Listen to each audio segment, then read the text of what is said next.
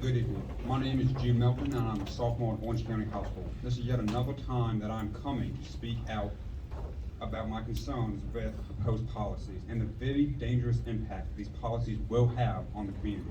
More and more, this board seems to be promoting their own political agendas in lieu of actually serving the needs and wants of the students.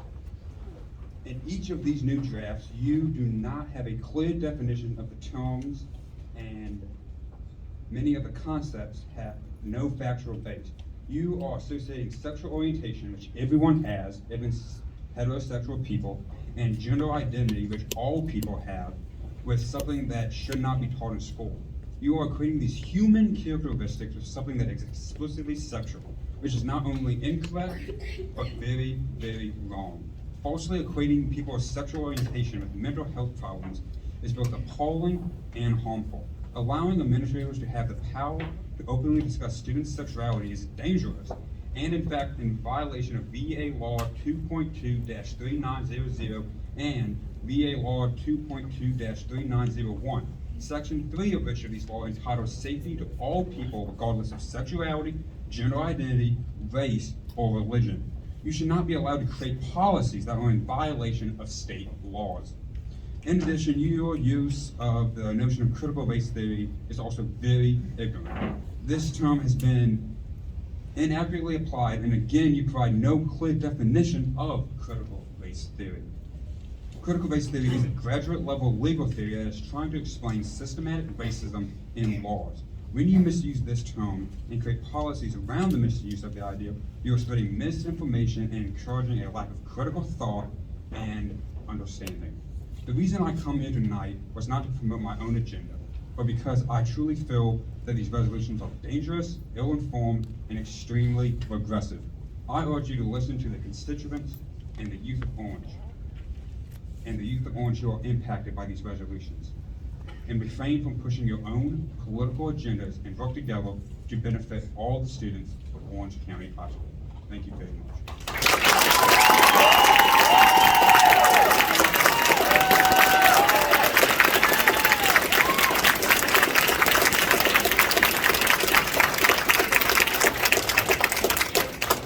The next speaker is Ms. Kim Housier.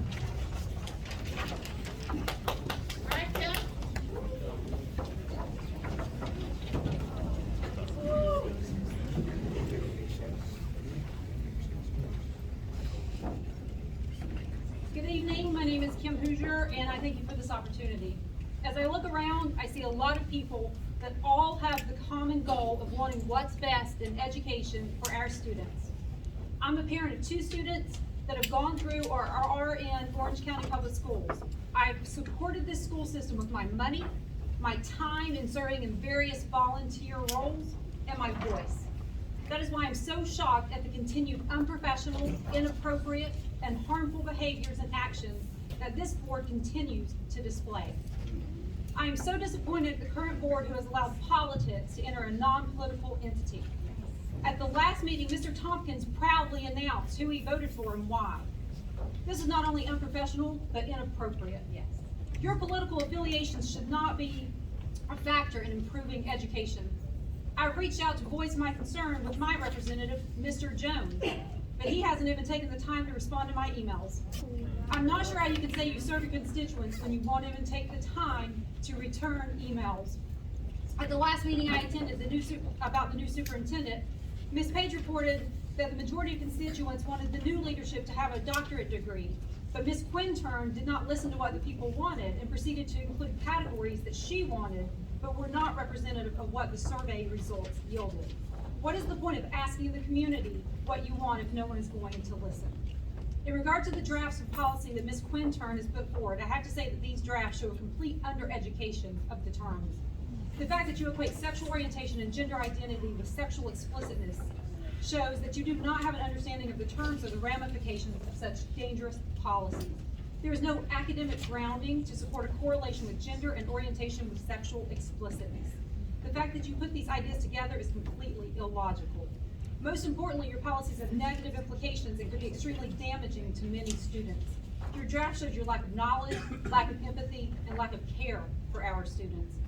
Furthermore, your drafts want to prohibit critical race theory, but again, the draft shows a complete lack of knowledge of what this term even means, or in what context this theory is taught, which isn't in public K-12 schools.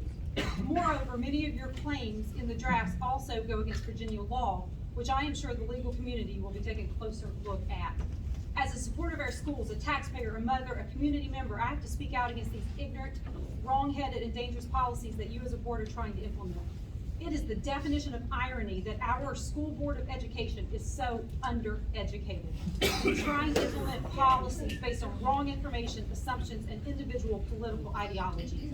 I beg you to educate yourselves with reliable sources, leave your politics at the door, and do your job, which is to improve education for all Orange County students. Thank you.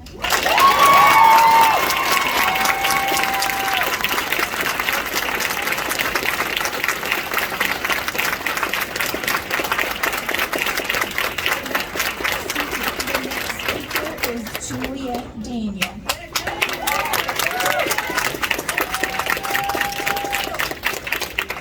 Hello, my name is Juliet Daniel, and I'm a senior at OCHS. I'm also bisexual. It's part of my identity, and it's an element that makes up who I am. I've always been attracted to both boys and girls, even at a young age. Unfortunately, the LGBTQ plus community is underrepresented in the media. I wasn't reading books or seeing TV shows with a kid like me, a kid who likes both boys and girls. I grew up and I tried to push these feelings away because I thought no one else felt that way. I thought I could only like one gender and that I had to pick either boys or girls. And because of that, I hid who I was. I didn't want to be different, so I thought since I liked both, I'd choose to be straight. But sexuality doesn't work that way. I can't choose to be straight, just like I don't choose to be bi, and just like most of you never chose your sexuality. Sexuality is a spectrum. I never knew that because I've grown up in this homophobic town my whole life. Luckily, I have a beyond supportive family. At my time throughout OC public schools, I've witnessed and experienced an immense amount of homophobia.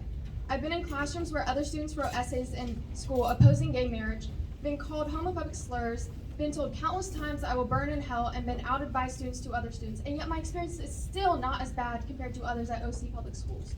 The proposals set forth by the school board will do more harm than good. It's important to represent all students, especially LGBTQ plus students. School is the one place some students feel that they can be out or use their preferred pronouns.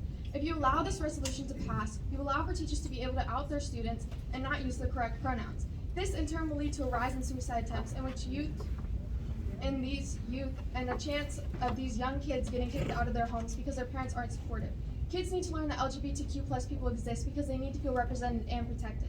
Inclusion for all children saves lives. There are gay kids, trans kids, bi kids, and non-binary kids all in Orange County. They are your students, your friends, your peers, your coworkers, and possibly your children, and they deserve to feel seen and protected.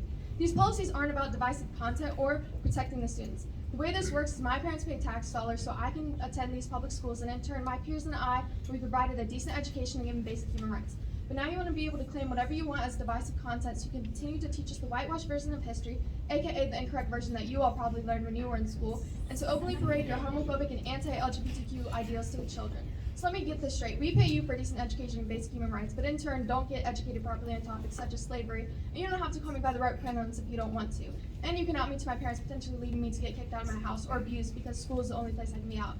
And even if we all spoke, it just wouldn't matter. If every parent, student, and community member told you not to vote for these policies, it wouldn't matter because you'll vote how you want to regardless of what we say. And I'll tell you this, it just doesn't matter because even if you pass these resolutions, we will continue to talk about sexuality. We will continue to fight for the use of correct pronouns for every student, and teachers will continue to teach what you deem as divisive content because it just doesn't matter. It's human rights and the correct version of history. And I'm sorry if that makes you uncomfortable, but it just doesn't matter.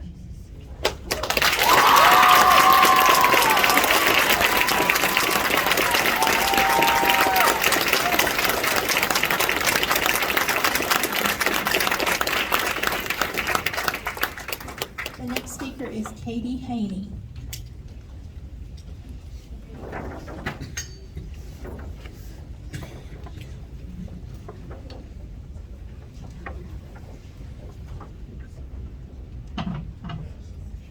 Good evening. My name is Katie Haney. Thank you for this opportunity to speak. This evening, we are speaking about the rising issue of Don't Say Gay. As a parent of a gay child, this is extremely concerning to me. Over the years, I have seen my child struggle with being accepted, and so many times she has asked, why did God make her this way? Though her father and I love and accept her for who she is, unfortunately, we live in a cruel world and at times where it's not so accepting. I'm so scared that if this is passed, this may increase the suicide rate amongst the teens in our county. We all are aware that the LGBTQ community has a larger rate of suicide than any other group. So many kids come to school and lean on friends and teachers because they may not have the support at home. Ask yourself, what if this was your child, your niece, your nephew, your cousin, a friend's child, or your grandchild? Remember, we do not know what goes on at home.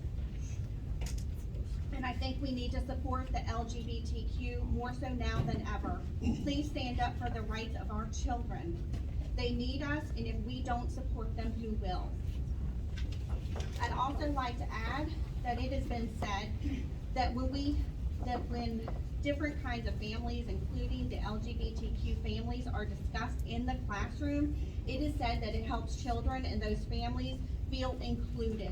And when we take this away, it creates some type of secret, which can impact children's mental health. LGBTQ teens are more likely to suffer from poor mental health, according to the Centers of Disease Control and Prevention report. In 2019, 66% of the LGBTQ teens felt persistent feelings of sadness and hopelessness in the last year, compared to 32% of heterosexual teens. In the same report, the CDC found that feelings of connectedness to school and belonging helped the students. I'd also like to share this. The legislation signed by the Florida governor would prohibit Florida schools from teaching students. This also will affect us. In kindergarten through third grade, about topics involving sexual orientation or gender identity. Lessons for older grades would have to be age appropriate, which Democrats argue is so vague that it will stifle all conversations about the LGBTQ issues. This measure also allows parents to sue the school districts if they think their children have received inappropriate lessons. I will leave it right there.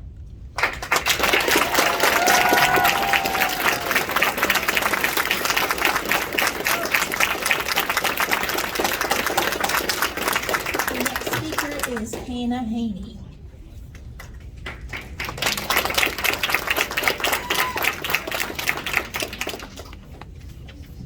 Hello, my name is Haney, and I graduated from Orange County High School in 2021.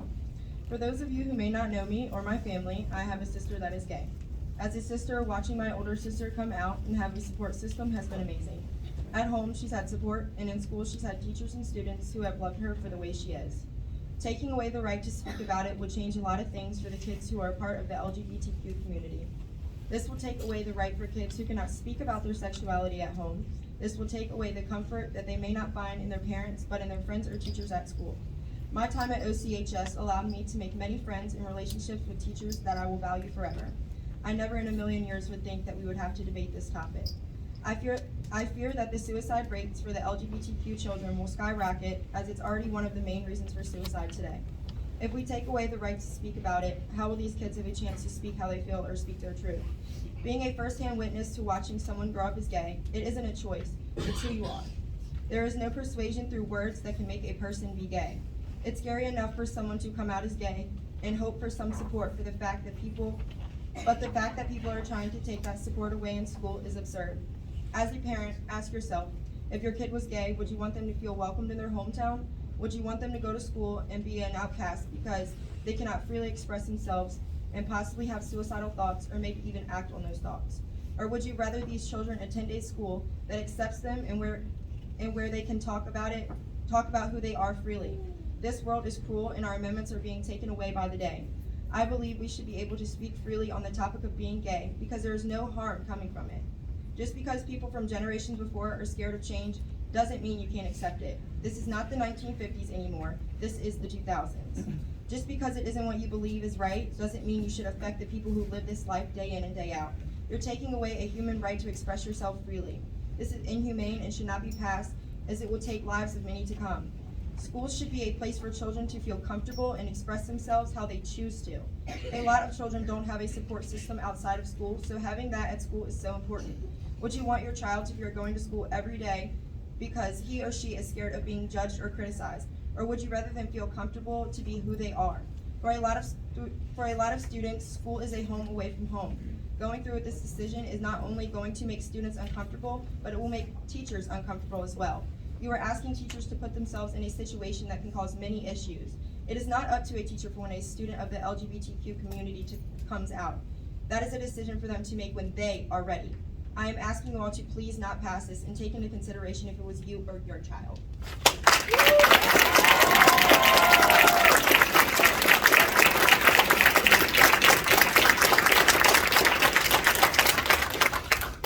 Next speaker is Alan Daniel.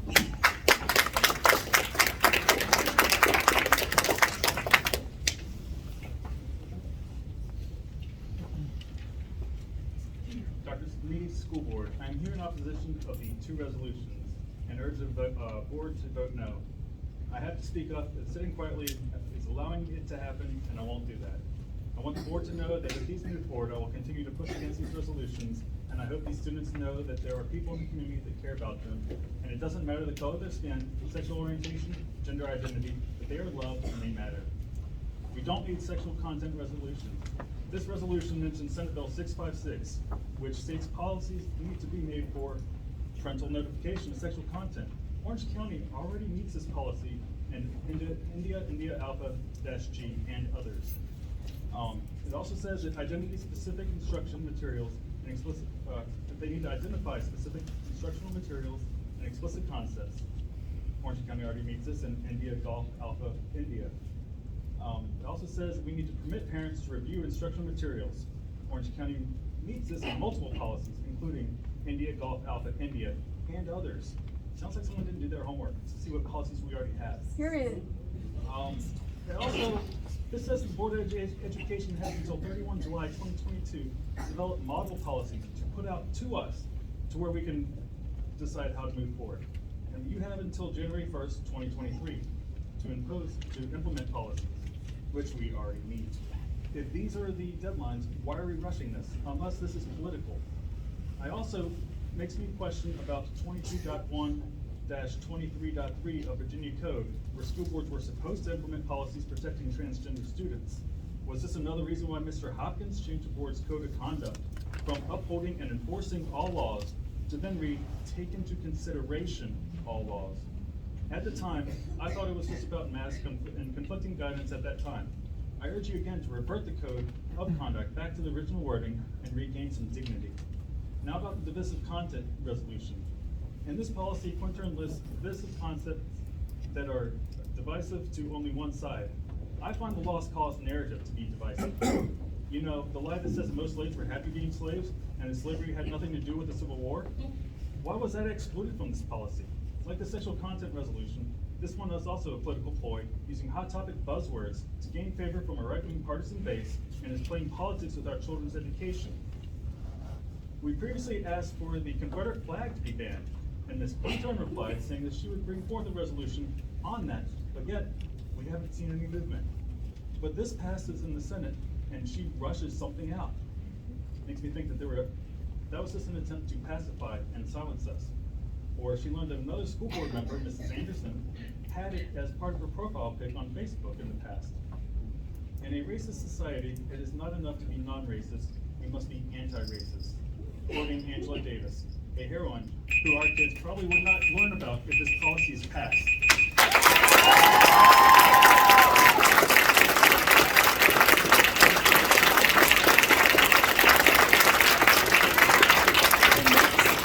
The next speaker is Laura Daniel.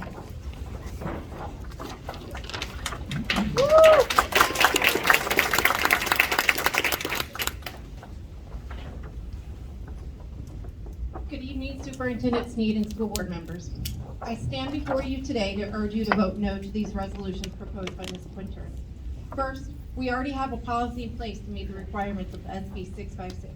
Policy IIA-G covers sexually explicit materials and parental notifications. I have it right here if you guys would like to look at it. If this was solely about that though, perhaps you would have done your research better and you would know that. Instead, these policies put forth are to push a conservative agenda. These policies, which are full of hate, are specifically targeted to our LGBTQ+ youth and minority groups. I'd also like to remind the board that a few of you sat up there and informed the public that politics should not be involved with matters of the board. Yet those same peoples are the ones pushing the conservative agenda. And this board has done nothing but play politics since January. I'd also like to remind the board that when you sit up there and do your role, I should know what your political party is. Because sitting up there isn't about what political party you're involved in and what agenda they're trying to push. It truly, first and foremost, should be about the kids and all kids and not just the white kid. Is the school board ready to use its ability to offer AP classes over these resolutions? Because the college board has already put out that they're not messing around.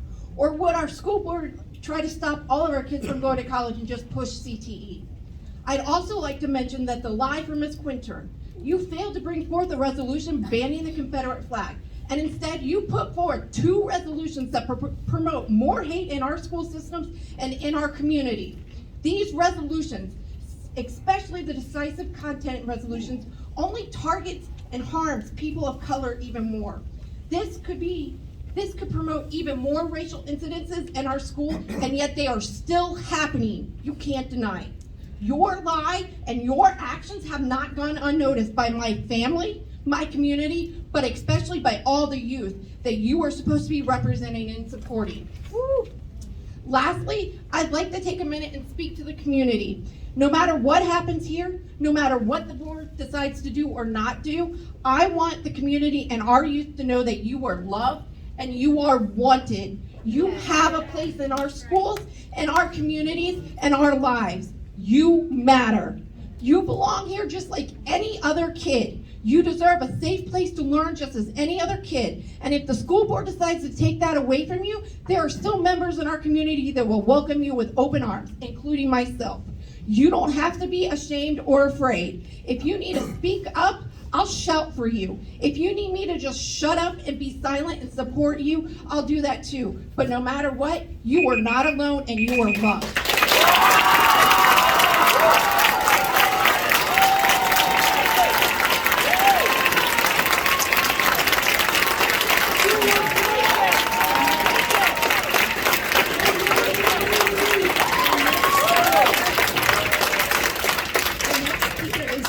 Daniel.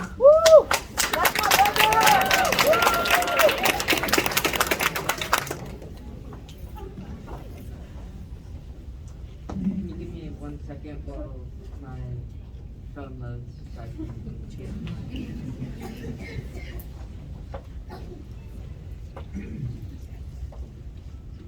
Okay.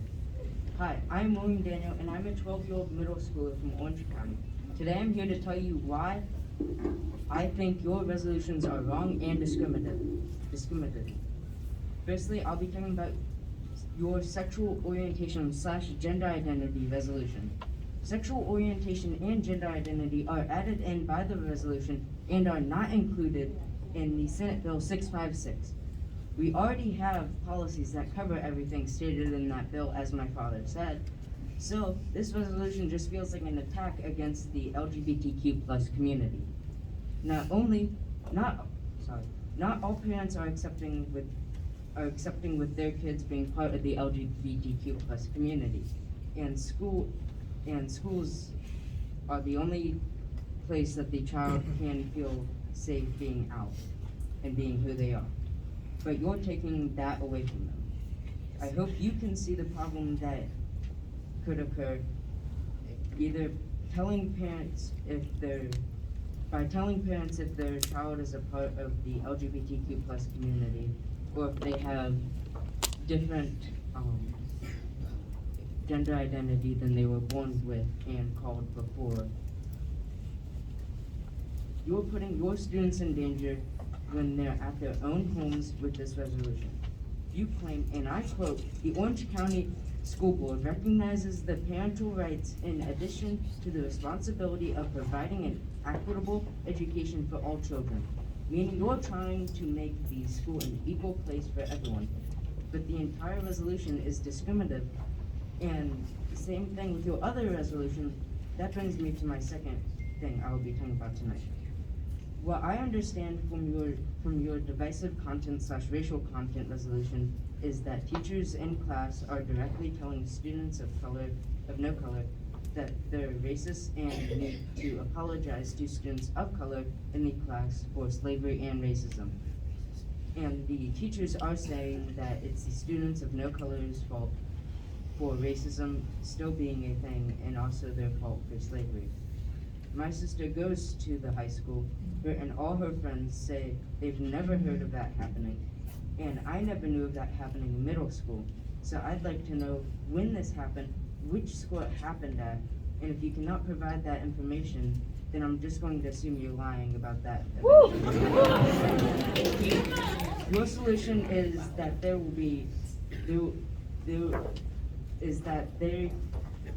will not be any asking, talking, or teaching about critical race theory in the education's ed equity framework in school. From what I understand to you, is critical race theory is racist to people of no color, but to me, critical race theory isn't racist. It's a theory that simply states race is a social construct, and that race is a product of biased beliefs, but is also embedded in legal systems and some policies. This resolution is preventing students from getting a full and complete education by not letting students know and ask about critical race theory. That's all.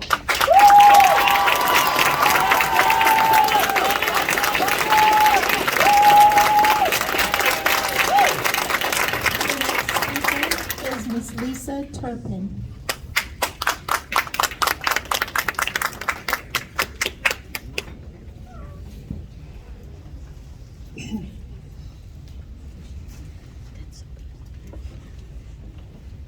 Dr. Sneed, school board members. I'm going to ditto everybody else that's talking here. This is a public school system, and as such, it must represent the voices and care for the needs of a diverse population. This includes students that come from varying cultural and racial backgrounds, students from a range of socioeconomic levels, students who speak different languages or have different abilities, or who identify as gay, transgender, or any other orientation. Every child needs to be represented here in Orange County. Their life experiences and perspectives are important and need to be reflected in the curriculum we teach, the books we read, and in the policies you create. Why attempt to pass these resolutions when the state has yet to establish policy guidelines for schools? Why put this out there when CRT is not even being taught in K through 12? Have you sought feedback from our superintendent, our administrators, from our experienced teachers, from a diverse representation of our student population? Who will be responsible for deciding what is and is not divisive? Why are sexual orientation and gender identity being lumped in with explicit material in the first place? How is this school system going to work for our students when you are stripping away opportunities for an equitable education and silencing their voices? The fact that both of these were written and presented at the same time is very telling about the motivations behind some of the decisions being made by this board.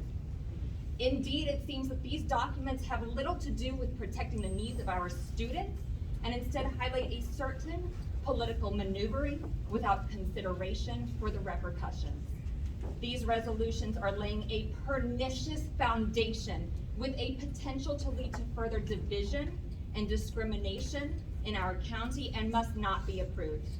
Instead, we need to be focusing on how to bring more unity to this school system, how to support, uplift, and encourage our youth, and how to raise children who are fiercely intelligent and compassionate individuals. And if there is anything that came about with your resolutions that is positive, it is bringing this room of just vibrant people together tonight. Thank you.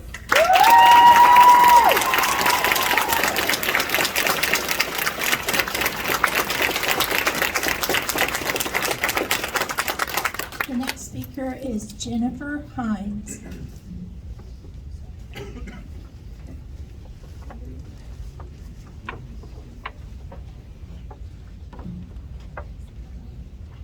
evening to the board and everyone here. My name is Jennifer Hines. I live in Locust Grove. My children attended public school and universities here in Virginia. I served as a PTA president and active school volunteer, and I care about this generation of children as well, and the children that, grandchildren that I hope will be taking classes here in Virginia as well.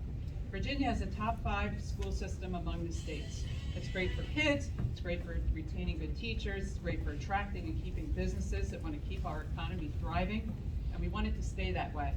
Sadly, that could be in jeopardy should we succumb to extreme political views that seek to take us backwards and undermine acceptance of children who may come from non-traditional families or don't conform to traditional notions of gender identity. You cite school systems all over the country embedding sexual content into curriculum without parental consent, but you cite no evidence, nor say it's happening here. That's no better than some story from Facebook. You cite Senate Bill 656. Okay, that says the Virginia Board of Education will provide model policies by July 31st, and you have to adopt it by January 1st, 2023. So that's it. Why the rush? Why pursue this resolution before the Board of Education has provided direction and resources? I guess it's because this resolution seeks to go well beyond what the governor signed. Your therefore clause is so broad, it would require parental notification if a teacher mentions her husband. That's sexual orientation. A boy refers to himself as a boy. That's gender identity. Or a textbook describes a married couple. That's also sexual orientation. Now, if you really meant to say, don't say gay, please don't insult us by using this ruse of parental notification. But I will remind you that marriage equity is a fact of life in America. There's nothing shameful about it. My gosh, there's a family on Sesame Street that has 2 dads and a daughter. And your further clause is an affront to our teachers, who are now supposed to add to their many duties, outing their students. The ramifications of that are immense and completely unpredictable in every situation. So this resolution is poorly crafted and premature at best, and at worst, a gross overreach that opens the door to allowing the school board to set policies that stifle normal classroom discussion, undermine acceptance of non-traditional families and LGBTQ students, and in that final further clause, would endanger student privacy and may well threaten, not protect, parental rights. This is not Florida, this is not Texas, this is Virginia. I urge the board to reject this political theater and this resolution and continue to ensure a safe and welcoming environment for all teachers, students, and their families.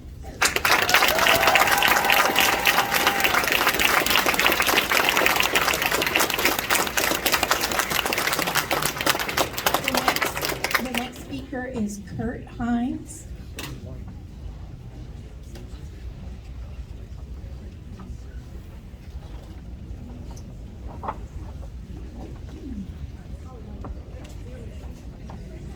Thank you. My name is Kurt Hines, and I live in Locust Grove. I hope it's okay to say that the previous speaker was my wife. We're here today to comment on the draft resolution based on Executive Order Number 1. As one who's drafted and supervised the drafting of many resolutions over a 39-year career with the federal government, I found this draft to be appallingly vague and poorly supported. First, the whereas clauses largely consist of loosely connected and, dare I say, divisive buzzwords which are presented as facts but without any evidence or context. Let's look at some examples. Quote, divisive content is appearing in school curriculum across the country. It should be curricula. What objective evidence do you have of this? And more importantly, this is Orange County, not the rest of the country. If there's a problem here, identify it and fix it, but please don't try to justify it with what may or may not be going on elsewhere. You're a local school board. Act like one. Quote, divisive content ignores and replaces the true history and current social structure of the United States of America. What exactly are you using as benchmarks for true history and the current social structure? That's a big and charged assertion to make with undefined terms, no examples, and no discernible relevance to Orange County, to the operative clause of this resolution, or even to the governor's definition of inherently divisive content. Quote, critical race theory endorses discrimination of individuals based on race. Well, those are some loaded words that may reflect one political point of view of CRT, but are hardly a factual basis for action, especially since CRT is not taught in Virginia schools. How do I know this? The drafter of the resolution at the candidate forum last October said so. Quote, no, critical race theory isn't in our schools. So what is the problem you're trying to address here? The operative paragraph of the draft resolution says, quote, the Orange County School Board declares that critical race theory and the former Board of Education Ed Equity Framework shall not be part of its training program, curriculum, or materials in Orange County Public Schools. So you're, quote, declaring that CRT, which you've acknowledged is not in Virginia schools, and the Ed Equity Framework, which was already rescinded in February by the state superintendent, will not be in Orange County schools. As a policy statement, what are the local superintendents supposed to do with that piece of political grandstanding? The policy manual says, quote, when a proposed action of the school board affects existing school policies, the existing policy and regulation, if any, shall be referenced so that the effect of the new action will be clear. This draft resolution is woefully insufficient in that regard. I suggest you go back and do your homework before considering a poorly drafted, unjustified, unnecessary resolution that does nothing to address the actual needs of our students. Considering the very real challenges that students and teachers have faced over the last 2 years with the COVID pandemic, this tilting at windmills comes across as a cynical, counterproductive, blatantly political waste of time and effort. Thank you.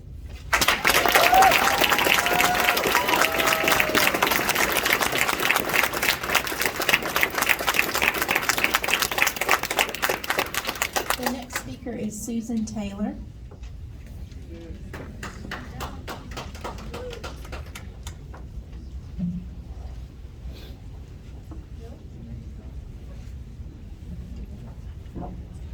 Good evening, school board members. I'll keep this quick. My name is Susan. I reside in District 2.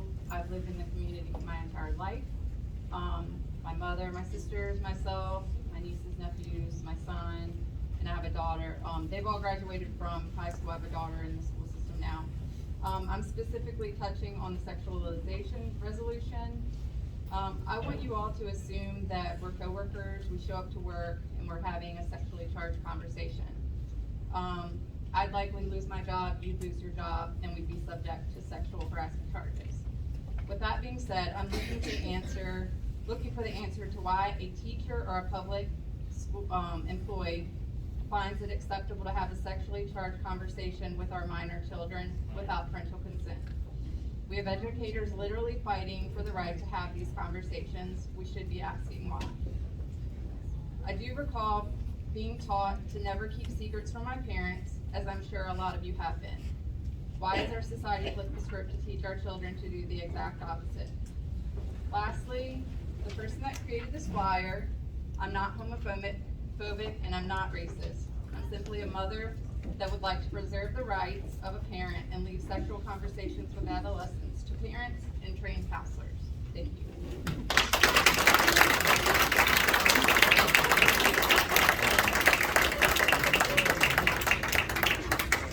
The next speaker is Elita Strickland.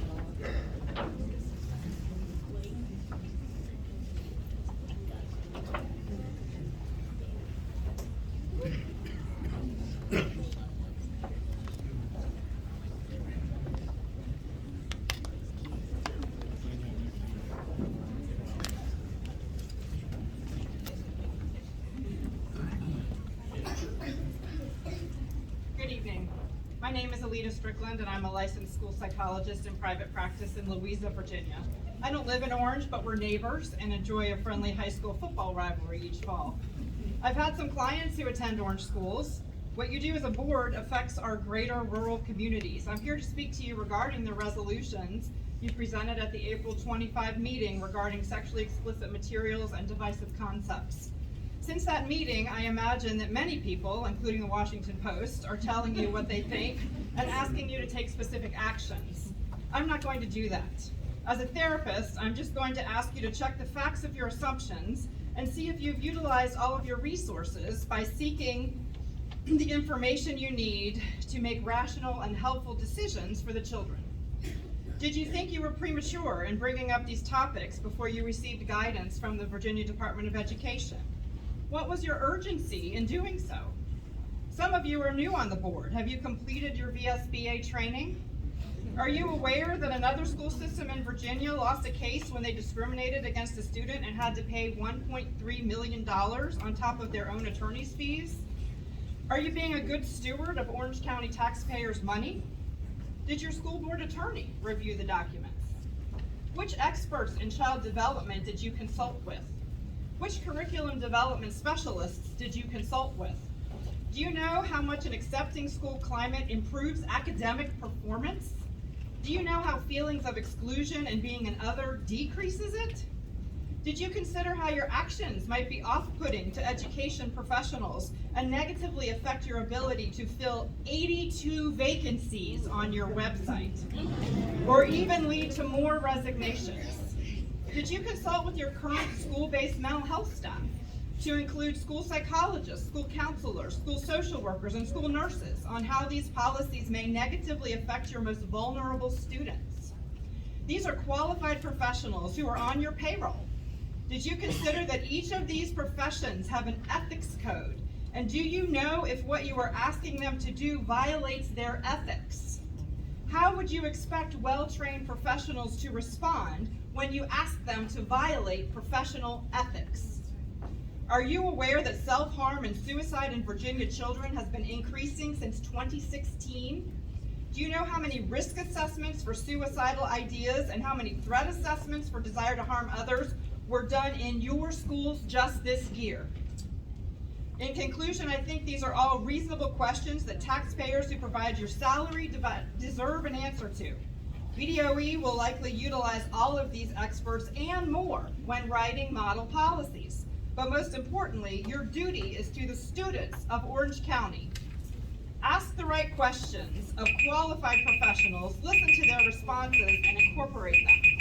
Thank you for your time.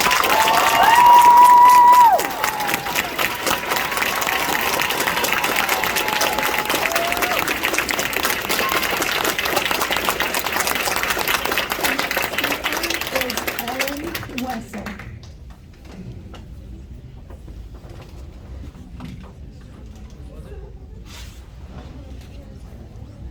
You're going to hear that same 82 number in a couple of seconds.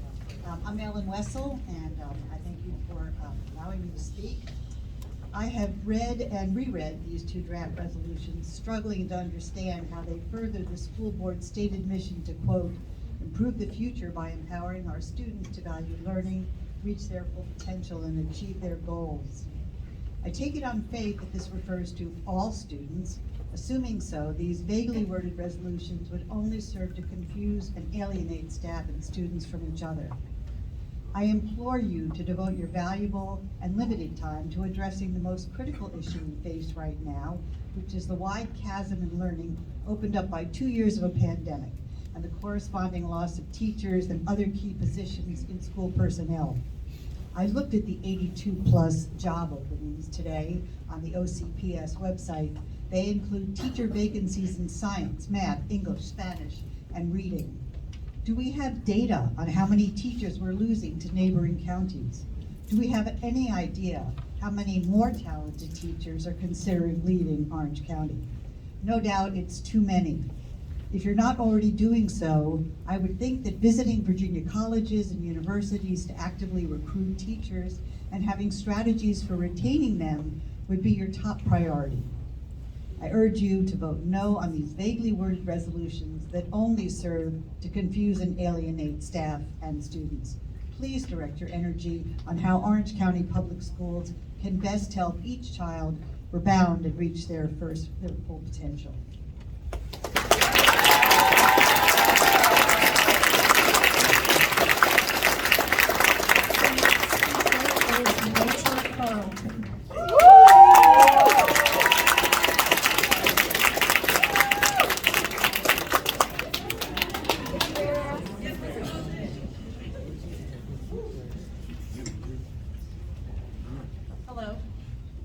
My name name is Rachel Carlton, and I'm here to speak to you as a resident of the town of Orange and as a mother of 3 children that attended Orange County Public Schools.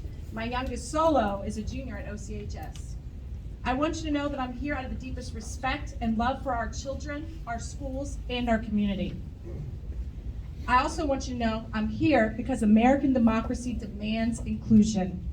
And inclusion is the basis of love and acceptance, which is the only way to raise our children.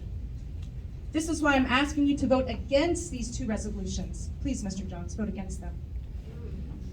Passing these resolutions means that you are creating a systematic drive of unequal education and unequal access to education for our minority children in our public schools. It does not matter if you personally do not believe in equity, because the United States of America does. As an Army brat, I was born on an Army post, and I was blessed to live in various regions of the United States. And as a member of a military family, I have witnessed firsthand the sacrifices that women and men give to serve our country and defend our Constitution. They have given their lives to the words that we hold to our hearts, like my brother, who served 2 tours in Iraq and lost his friends serving our country. They serve because they believe that all men are created equal, and those words have been defined by our country, backed up by federal law, that all men, all persons, regardless of race, gender, sexual orientation, ethnicity, language, social, economic, and background, are equal. This is one of the most proudest moments of a parent was when Orange County Public Schools condemned racism and stated Black Lives Matter on June 15th of 2020. This anti-racist resolution understood that injustice persists in our country and in our county based on race. And that hate has no place in our schools. It demands in your resolution that the constitutional rights of every person in our community should be protected, and for us not to be silent when there's an act of racial injustice, because we should model acceptance of all people. So as a mother, I am so confused as to why Orange County Public Schools would be so hypocritical to create these 2 new hate-filled resolutions that do the very opposite of what you exclaim on your very own website. I'm asking you to do your part as leaders of our school system, to live up to the words of the anti-racist resolution by voting against these racist and prejudiced resolutions that promote white supremacy, create hostile learning environments for our African American children, our Latino children, our Hispanic children, our LGBTQ plus children, our white children, and other minority children.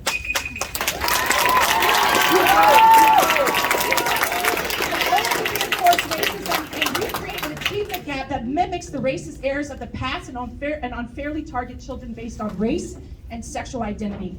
Please do not forget that in the U.S., suicide is the 2nd leading cause of death between 15 to 34-year-olds. 61% of our LGBTQ youth have attempted suicide once in their lifetime, and at least 1 attempts every 45 seconds in our country. There is no two sides to this resolution. There's one side.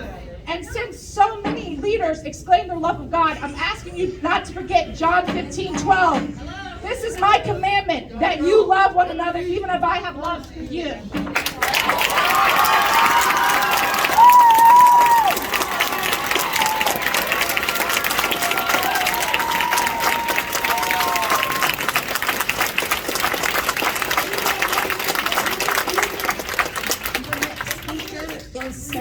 Motento.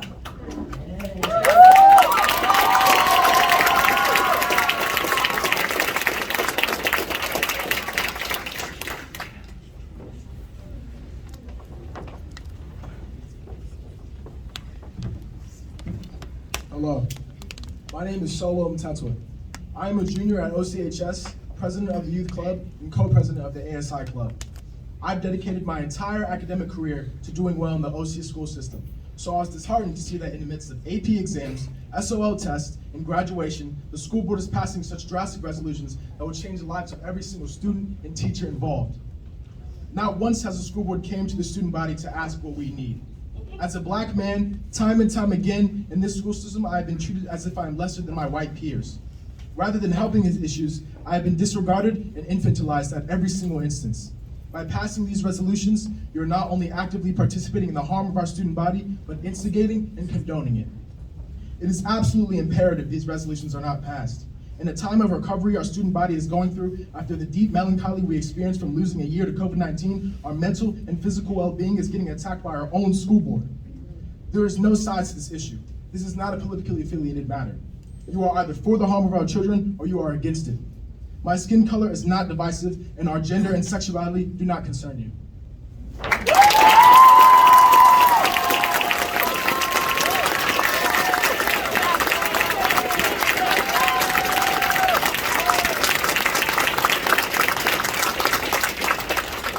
The next speaker is Janie Latham.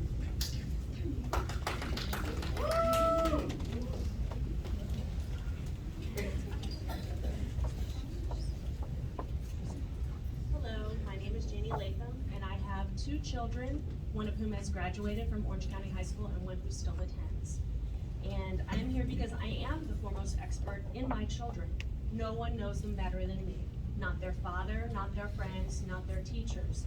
However, I am not an expert in all things. I'm not an expert in curriculum. I'm not an expert in teaching techniques or childhood development or mental health or medicine, because I'm aware of my limitations as a parent. I rely heavily on experts to help raise my children and have them be the best humans they can be. So that said, I have to ask, what experts did you all consult for determining these new policies? Did you check with teachers and guidance counselors about their own professional ethics and best practices? Did you ask BRVGS, the College Board, or Germanna Community College about the effect of banned divisive content and allowing students to opt out of required curriculum? And I have to say real quick to other parents here, I'm saving thousands of dollars because my daughter is going to graduate a semester early from college. I hope the rest of you all have that opportunity to have that happen as well.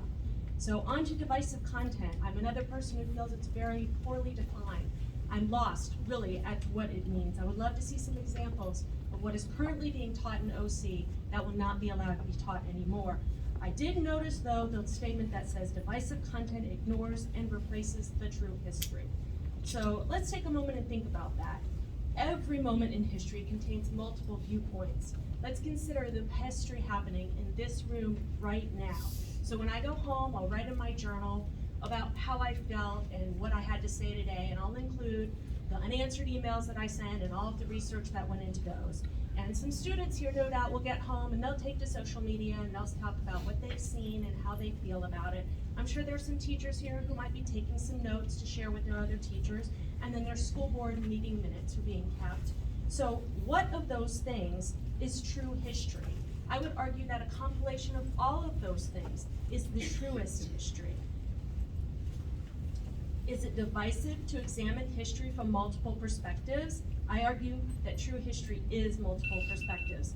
To include voices historically ignored makes history richer, more relatable, and more accurate. I want to end with a message from a county teacher who says, "We are highly trained to do a job. What we teach is already visible. Take a look at Canvas. We don't need anything else to regulate it. We need the space to do our job." You all need to vote no on both.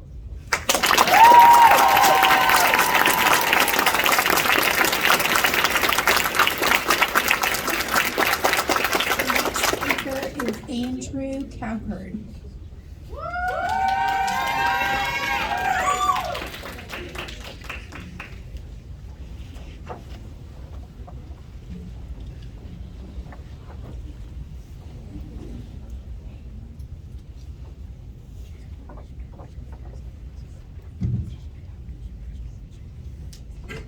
All right, thank you everyone for having me tonight. My name is Andrew Calvert. I'm a middle-aged, cisgendered, straight black male, which means I basically hit the privilege lottery. So when I came here tonight, I was really honestly worried that it would be a group of 10 people in a room and me and my wife standing up for other people who couldn't be here tonight. So I feel really great to say that I don't feel deserving of these 3 minutes. And so thank you for all the teens and kids and other kind parents that came here tonight to stand up too. I don't know what else I can say that hasn't already been said. No one clutch their pearls or gasp when I said that I was cisgendered. So obviously it's not a sexually explicit charged term. In your resolution, you state that Senate Bill 656 requires school boards implement policies ensuring parental notification of sexually explicit content. I agree with that. They also define sexually explicit content to be things that I won't read here because they're sexually explicit. So I don't understand how you can equate sexually explicit content with gender identity. It doesn't seem to offend any of you that I'm a white man standing up here and that I say I love my wife, who's a woman. So I don't understand how you put those two things together. Now, the bill does go on to say that it gives school districts the opportunity to be more specific in what they consider sexually explicit material. So I guess you're within your duty to put this forward. But I just want you all to understand that if you vote yes on this, it is all on you. You can choose to make the right decision tonight. You can choose to make the wrong decision tonight. And I don't want to take up anyone else's time because I really do feel undeserving to be up here and speak when so many other people here have shown up as well. So that's all I'll say. Thank you.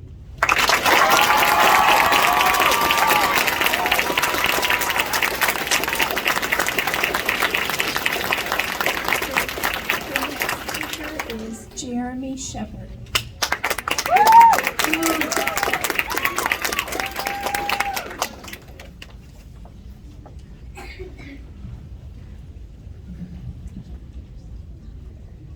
Dr. Sneed, Madam Chair, members of the board. My name is Jeremy Shepard. I live here in Orange County, in the town of Orange with my wife and children. And I also teach right here in Orange. First thing I want to talk about is the divisive teachings resolution. If this resolution is passed, we need to know what a divisive topic is. We need to have a list of all divisive topics. Is civil rights divisive? Slavery? Nazism? Federalist, anti-federalist arguments, states' rights, is that divisive? Is Christopher Columbus divisive? Do I skip certain state standards because they're divisive? As you can see, if this resolution leads to policy, there's going to be a lot of clarification that's going to be needed through documents, paperwork, to make this applicable at a classroom level. I understand this is a national political issue, but I am not worried about national politics. I don't teach in Hollywood, California, Boston, Massachusetts, Orlando, Florida, or even Richmond, Virginia. I teach right here in Orange County. So I think this school board should focus on issues that can improve our schools in Orange County, Virginia. Neither of the resolutions being addressed tonight have had any impact on our county that I know of, and in my experience. Both of these resolutions will create a more divisive and unsafe environment for our students and faculty. The focus on national politics may get likes on social media or build political cachet, but I think we need to focus on things that have an impact on our schools and our children. There are many things that do need attention from this board. It is my belief that all of the following things are more important to our schools in Orange County than either of the resolutions being proposed. One is chronic student absenteeism through the 2021-2022 school year. I've discussed with my colleagues how alarming the amount of absences we've had every day, and it makes it difficult to progress and to keep a steady momentum in lesson planning in classroom. Class sizes that have sometimes reached over 30 students in a classroom. We know that lower class sizes improve students' experience in the classroom and allow teachers to give more attention to each and every one of their students. These numbers are getting too high. Not having enough classrooms to accommodate the number of teachers needed in schools. Teachers don't have their own classrooms to plan in. This is counterproductive when teachers need to make modifications to their rooms, to use their supplies for planning and for grading. These last two issues should be even more pressing as our community grows and even more neighborhoods are rumored to be built and constructed. Teacher pay rates that are not competitive with other surrounding school districts. I know that the board recognizes this issue and are working towards improving pay, and I thank you for that. But this is going to stay an important focus in the foreseeable future. Issues with transportation, such as hiring more bus drivers. This has led to many students being stranded at their schools, no transportation throughout the year. This happened to my daughters multiple times. You know, luckily at the high school I get off early enough that their bus doesn't run, I can go pick them up. But I know there's a lot of parents in this county that aren't out here about future. I know that you guys can do better. I know the solutions to these problems aren't easy, but we need to make our school board system better for all of our students. help our teachers be better. The school board needs to stop being distracted by politics and focus on what needs to improve in Orange County.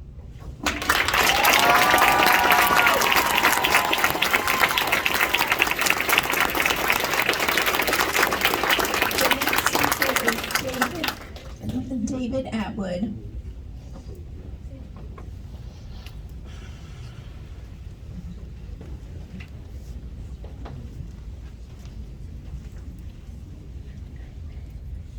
Good afternoon, guys. How we doing?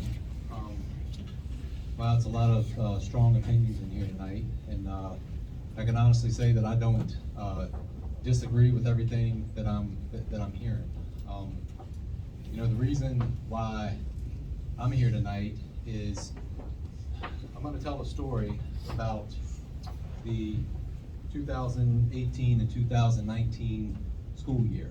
At that point, I had two of my children who are now in 5th and 4th grade. They were, at that time, in Unionville Elementary School. They were in 2nd and 1st grade. So there was a play that always came around. It was called Hugs and Kisses. Okay, we were always notified about this play. It dealt with things about inappropriate touching and things like that. And so we were always notified and given a opt-out form if we didn't want our kids to participate in that. And we always opted them out of it, and they went to another classroom, they went to the library, read books, whatever. So I don't remember the actual date, but I do remember it was during that school year. I picked the kids up from school, and they're both very upset. So we're talking about a 2nd grader and a 1st grader. They're both very upset. And I said, what is going on? And I said, what happened at school today? We had to sit through this play, Hugs and Kisses, and they were telling me all about it. I'm not going to go into detail because we only had 3 minutes. But, you know, I felt extremely violated by that. So I'm not telling you guys to pass the resolution or to not pass to pass it. But what I'm saying is that there are those of us who, kids at a certain age, the parents need to be in control of those things. The parents need to be able to opt their children out of things like that. And so that was our experience. We didn't agree with it. I confronted the principal at the time about it, and you know, she basically didn't have a reason why, but I just felt that it was wrong. And I think that's something that, especially for younger kids, that parents should be notified about things like that, whether it's materials or plays or anything that comes around. So that's just definitely something for you guys to chew on and think about. All right, thank you.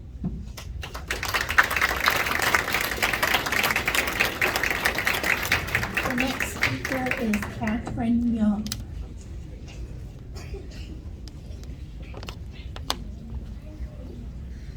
Catherine Young. Okay, we'll move on. Megan, I'm going to say this wrong, Brancato. Megan Brancato. Okay, Griffin Floyd. All right, Griffin.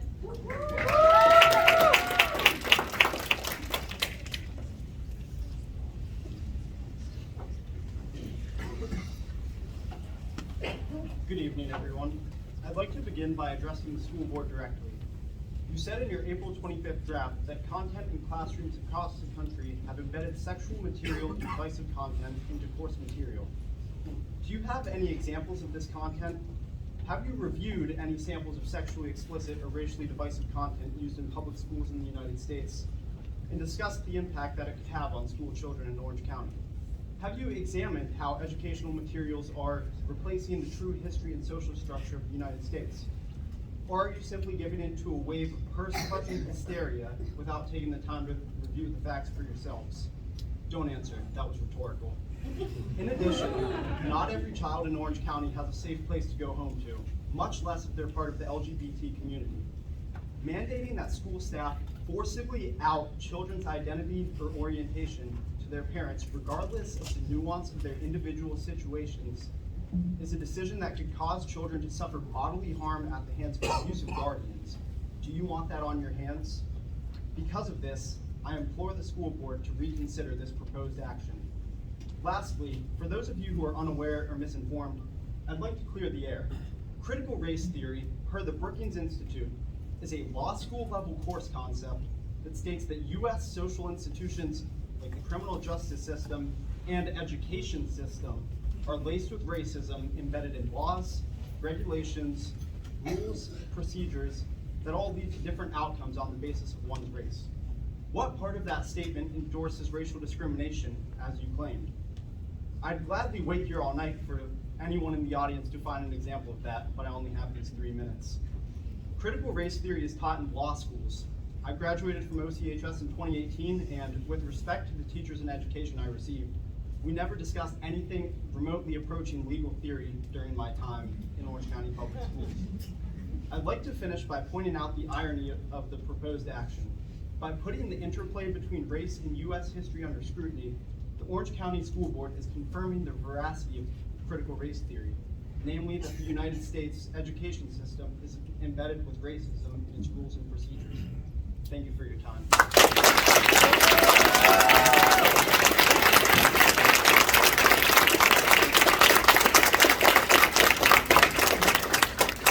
The next speaker is Megan Whitney.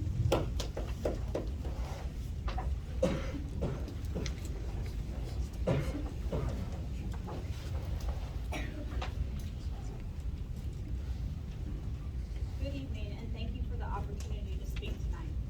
As a parent of 2 children in OCPS and as a mental health professional who has treated children and adolescents for over 10 years, I am deeply concerned about the harm you are inflicting on students that you are sworn to protect by drafting and considering the resolutions brought for discussion this evening. The resolutions appear to target racial minorities and LGBTQ+ persons in our schools to feel shame and guilt and to question their self-worth. The pandemic has created a strain on the mental health of our children, leading to a dramatic increase in children with anxiety and depression. Currently, over 90% of my caseload as a therapist is made up of children and adolescents who identify as LGBTQ+. The final paragraph of the sexually explicit content resolution leaves me deeply concerned about its impact on the mental health of students in this county. By requiring parents to notify by the school about how a child self-identifies, you are putting these children at risk of even greater danger. They are already at a greater risk of self-harm and suicide than any one of their peers, and one of their biggest fears is being outed when they're not ready. Studies have shown that one of the protective and resilience factors in these youth leads them to have better outcomes is a supportive and welcoming and inclusive school. The draft states without any proof that content in classrooms across the country have embedded sexual material into curriculum without parental consent. I seriously doubt that you have proof of this happening in Orange County, much less in the classrooms across the country.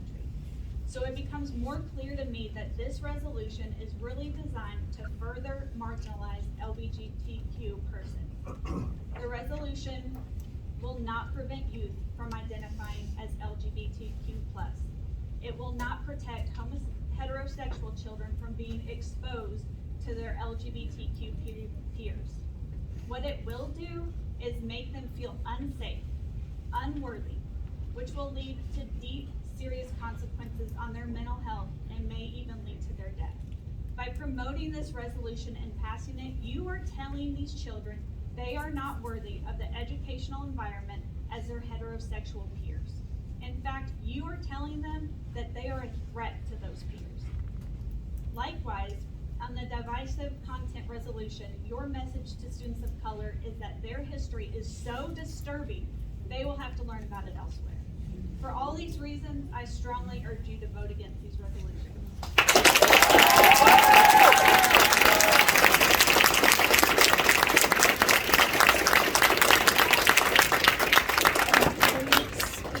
is Abina Apia Fori.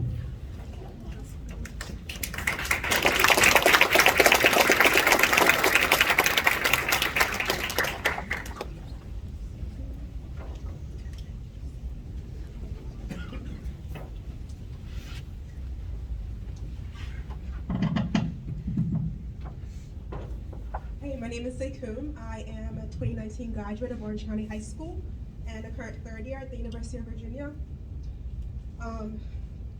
Yeah, and my brother is like currently a senior at OCHS. Okay.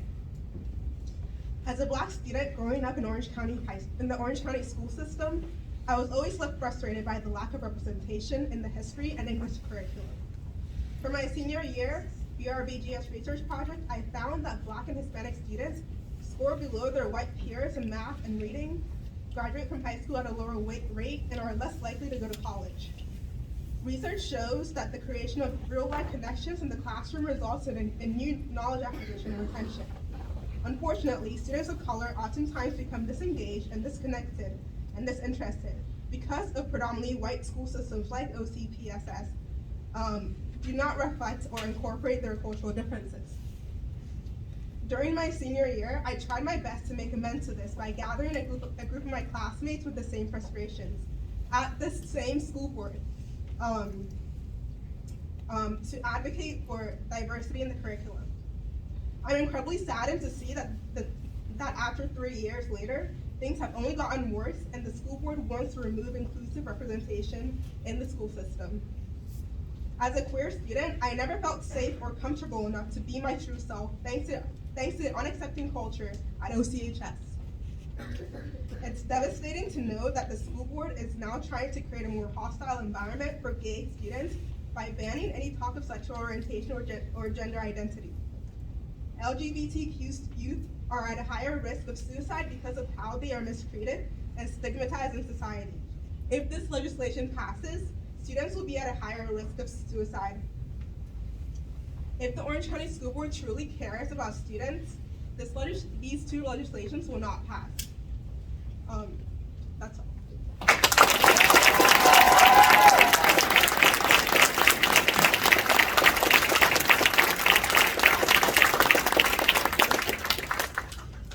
The next speaker is Anastasia Snyder.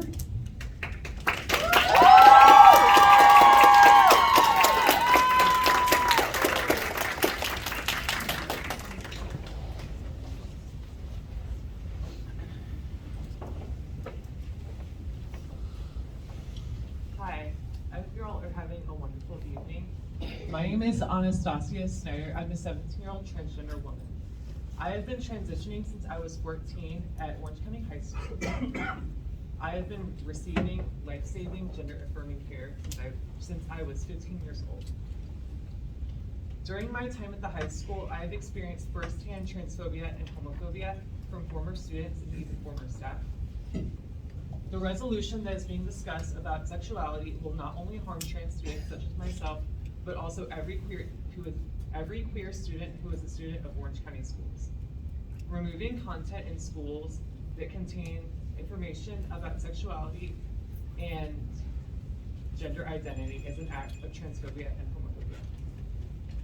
As someone who has always known they were queer since they were very young, I have dealt with internal shame and guilt for most of my entire life for what gender I am attracted to, as well as dealing with medical gender dysphoria.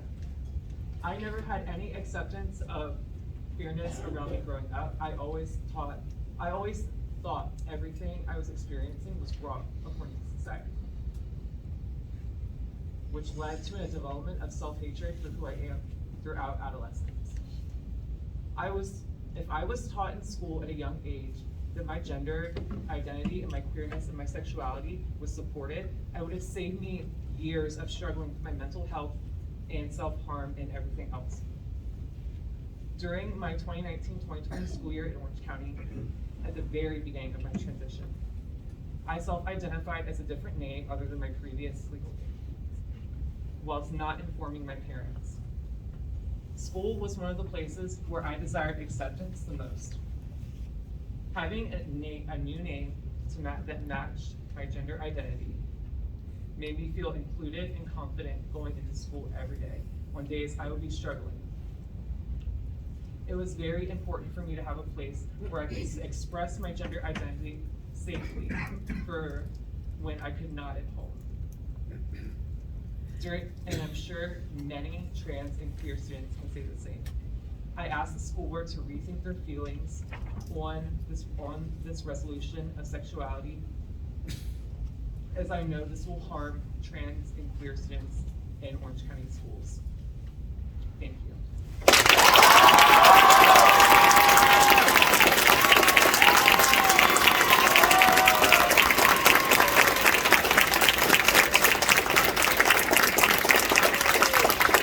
The next speaker is Patree Day Owens.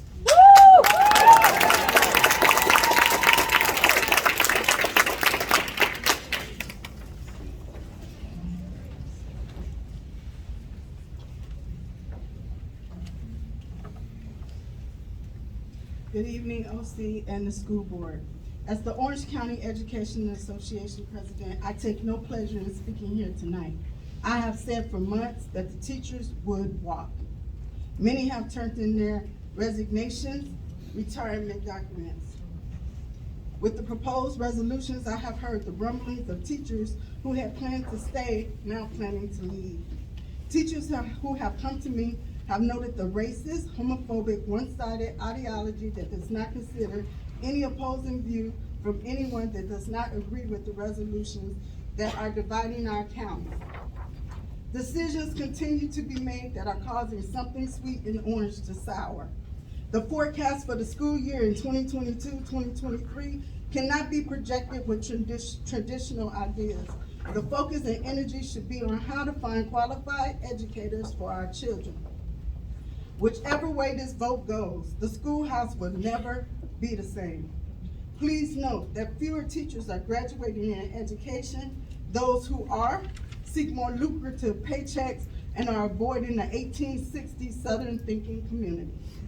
As a parent, it is my job to protect my children and teach and guide them. I don't think we should have educators trying to report if a child is LBGT to parents. Shouldn't they already know? I need my son's teachers to focus on the rigor of preparing him for college, not being constables for other parents who can't face the truth in their families. Please, OC, deal with any issues you have at home and don't bring them to the schoolhouse.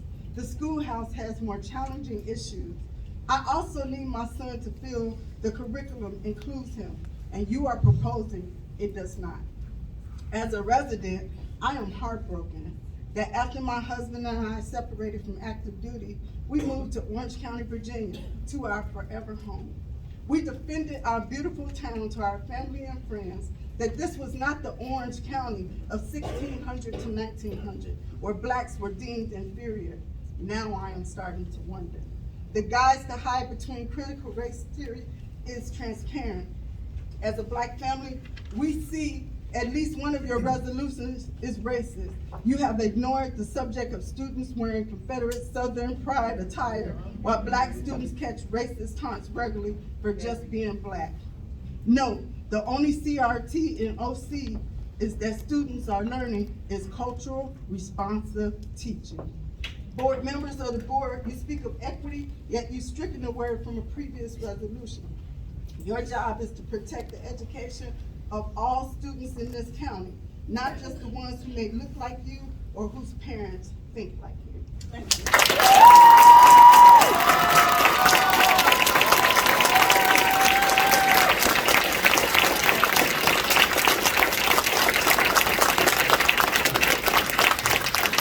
The next speaker is Robin Horton.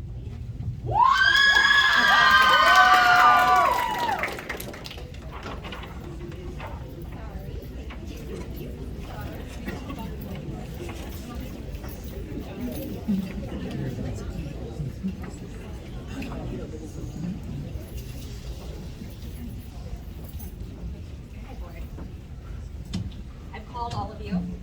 I've gotten really angry about things in the past. So I wrote it all down tonight. At every email that you send out, at the very bottom, there is fine print.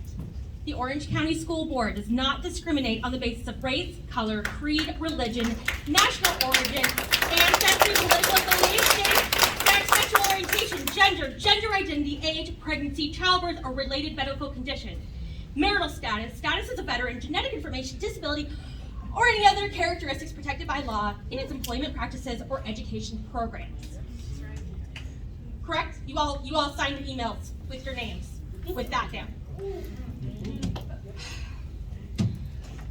The race solution affecting kids in the LGBTQ plus community is just appalling. I mean, honestly, you had children. You should know better.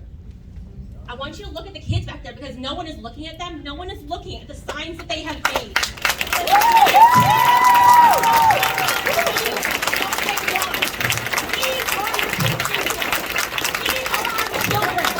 These people deserve to be heard just as much as a straight white person. Every person deserves to be heard. Furthermore, this is going to open up the district to really expensive lawsuits. A lot of them. Because I've talked to lawyers, and I know for a fact it will. Will help. Wasting money that's desperately needed for teachers who are criminally underpaid, for buses that didn't run this year. We didn't even have enough bus drivers. We didn't have substitute teachers. My daughter was bullied because there wasn't even a substitute in the classroom. And school upkeep. I mean, this is money that we need to be putting somewhere else. Why are we going to waste it on lawsuits? And this doesn't do anything for anybody, except politically. Furthermore, it's meant to intimidate and punish teachers who, by the way, don't even have time to eat their lunches in the class. They have to eat lunch, by the way, in the classroom. They do not get a lunch break. Our teachers do not get a lunch break. They make minimum wage, basically. They are not trying to teach sex ed on the side. They don't want to. They want to get those kids reading. They want those kids to pass their tests. They are there to educate. They're not there to corrupt them with some kind of political agenda. If you bar teachers from acknowledging that LGBTQ plus families are part of our community, that is discrimination. It's inherent discrimination. You'll have to prohibit anybody else from mentioning a straight couple. Like if you can't show a gay couple, you can't show a straight couple, because that's discrimination. It's basic. It's equitable. It's the right thing to do. And I'm looking at you, Chelsea, because I've spoken to you on the phone. I know you have kids. I know that you want what's right for children, and I know you want children to be accepted in their school. These kids deserve to be accepted. And they have an ally in every parent in here who showed up to talk to them. Look at them.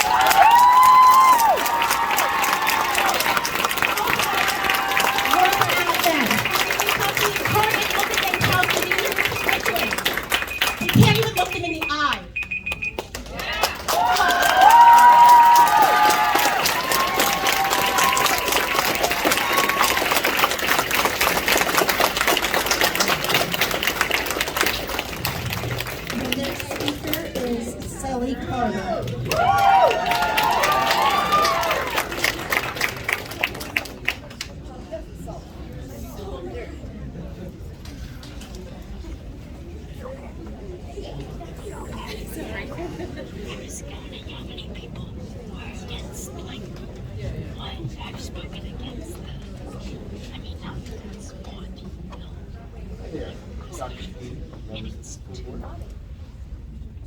Let's see, is that a bit better? It seems that you guys have chosen to drink out of a fire hose tonight. The only silver lining that I really see is that you managed to fill the room. And you've got a lot of people here. The interesting thing is where you stand. You stand in the Taylor Education Building. And this was a school that was built to house all the children of Orange County at a time when they weren't all allowed in the same classroom. And about 500 yards that way lies the foundation of a former school, a segregated school. So here you stand. I don't think you guys have time for this. You've got bigger things to do. You've got 82 vacancies to fill. You don't have time to invent political controversies over something that doesn't exist. This community works best when everyone's included and everyone has a place. As I look around this room, I see a lot of faces I know. I see former students of mine, and I feel a lot of pride that I had something to do with them being here in this moment. I'm glad all the voices are being heard, but I think it's pretty obvious that you're off base here.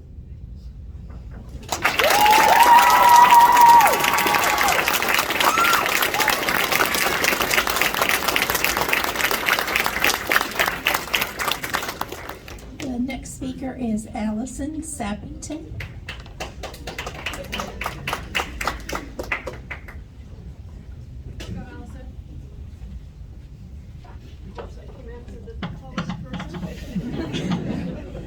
Can you hear me? Is that okay? Okay. Good evening. Thank you for the opportunity to speak. The two resolutions proposed for our schools seem to be premature echoes of a misinformed political climate that's taking over our country. I'm concerned that these will create environments that question the validity of certain members of our community as their cultural histories, personal identities, and family makeup can no longer be openly discussed. In one resolution, neither critical race theory nor divisive content have been defined, but both have become provocative political buzzwords. Before passing a resolution focusing on these terms, prudent governing would ensure that everyone, especially school board members, understand exactly what such terms mean and clarify that to the community as a whole. Regardless of these terms being carelessly thrown around, most folks in this county wish to have their children educated in historical facts without whitewashing and wish to ensure the classrooms are a safe space to discuss differing opinions regarding how history impacts our world today and in the future. That's the purpose of education. That's why you're here. Instead of using negative terms that provoke anger, let's develop a resolution focusing on teaching our youth critical thinking skills, civic engagement, and civil discourse. Skills that are lacking in our society as a whole. Although this room right now might make me a liar on the civic engagement. It's beautiful. The other resolution states that discussions relating to sexual orientation and gender identity are sexually explicit. Every single one of us has a sexual orientation and a gender identity. Where do we draw the line when one child talks about their moms and dad, or their mom and dad during class, and another talks about their moms or their dads? Is the latter child sent to the office for discussing a sexually explicit topic? Members of the LGBTQ community and their families deserve to be treated with respect when in a school setting. It's well documented, as many have already said, that LGBTQ youth have extremely high rates of emotional trauma and suicide due to the inability of some community members to allow them to feel safe. This resolution will only isolate those youth more and exacerbate the challenges that they face. Please rethink these resolutions that are looking for problems that don't actually exist and are instead provoking divisiveness in our community. The resolutions don't promote free speech, a value that most of us share. The resolutions aren't rooted in family values, since they don't acknowledge the diversity of families in our community. Instead of passing these resolutions, let's work together for an inclusive, humanizing, and emotionally and physically safe environment for all.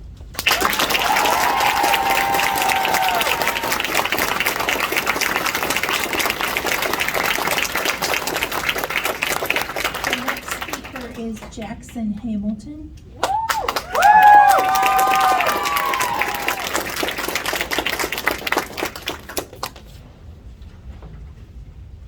I am Jackson Hamilton. I am a sophomore at Orange County High School, and I simply ask that you listen to what has already been said here tonight by the parents, teachers, and students of this county and vote for what is best for them and this school community and not based on your personal political beliefs.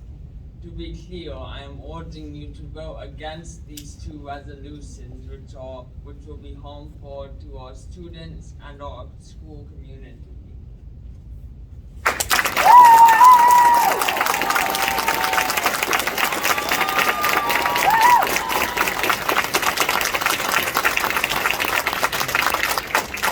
The next speaker is Alyssa Waller.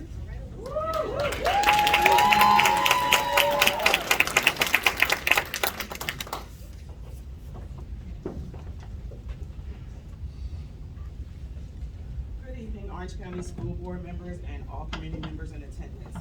I am Alyssa Waller, a well-known advocate for our Orange County Public Schools children. In your work session and call meeting on April 25th, 2022, Board member Chelsea Quintern presented two proposals regarding implementing two policies, one being a policy to ensure parents will be notified of sexually explicit content, healthcare services, and critical decisions affecting students' physical, mental, and emotional well-being, including but not limited to self-identification. The other, CRT, or critical race theory, and the former Board of Ed equity framework not be part of the Orange County Public Schools training program, curriculum, nor have materials available in Orange County Public Schools. I would first like to bring attention to some questions I'd like to ask Mrs. Quintern and other board members. Has the Orange County Public School Administration witnessed any of these teachings being suggested in your proposal? What is the board's clear definition of critical race theory? Has the board been advised that critical race theory, although the concept is more than 40 years old, it is primarily taught in graduate school, not in grades K through 12. Better yet, critical race theory is not even listed in the Commonwealth Standard of Learning. As much as you would like to avoid the discussion of race and race relations, children of color do not have that option in this country. As a woman of color, I can easily testify and give fact-based examples of how children of color must always be conscious of race, because it affects everything around them, including how they are perceived by others and the ways they are expected to behave. Speaking with members of our community this school year, there are several examples where children of color have had to deal with race relations in school and made to feel like their concerns have not been heard or their feelings are invalid. Imagine being so ashamed of your children's heritage or sexuality, you want to remove it off the table for any conversation. Children of color face that now and have since the inception of historical education. Most children of color learn real truths about this country, including the state of Virginia, outside of the classroom. Anytime you have members in this community older than myself, not saying I'm older or anything, but who don't know who Nelson Mandela was, or what was considered Black Wall Street, we have failed our children as well as ourselves. When children enter classrooms at the start of the school year, they form connections with their teachers, and teachers take them under their wing as if they were their own children. Although it is a parent's responsibility to be active enough in their child's life to create a relationship where their children feel comfortable to come to them for anything, and parents are obligated to be in the know of any questions one child may have regarding sexuality as well as current events, including race relations, we all know that just isn't the case. Children fear disappointing parents, being punished or shunned by parents and family. Your proposal limits others who may be able to assist children in navigating such difficult topics. In resolution, since I'm being beat, I would like to say that suicide rates and self-harming rates have increased greatly. With these resolutions, that would even increase more. With that being had, if those things happen, that would be a cost for you, Chelsea, to bear.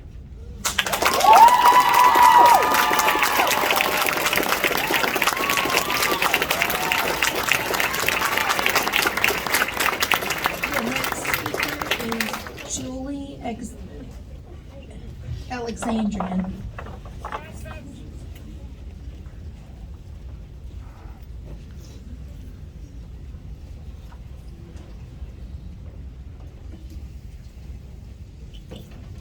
Hello, my name is Julie Alexandrian. I'm a doctor of educational psychology, an educational administrator, an educational professor, and diversity education, special education, and gifted and talented education are my 3 areas of expertise. My goal is and has been as a teacher educator, is creating discipline, creating spaces where all youth feel welcome and successful. I should also say, I am also a lesbian, a mother, and a local farmer here in Orange, where I live with my wife.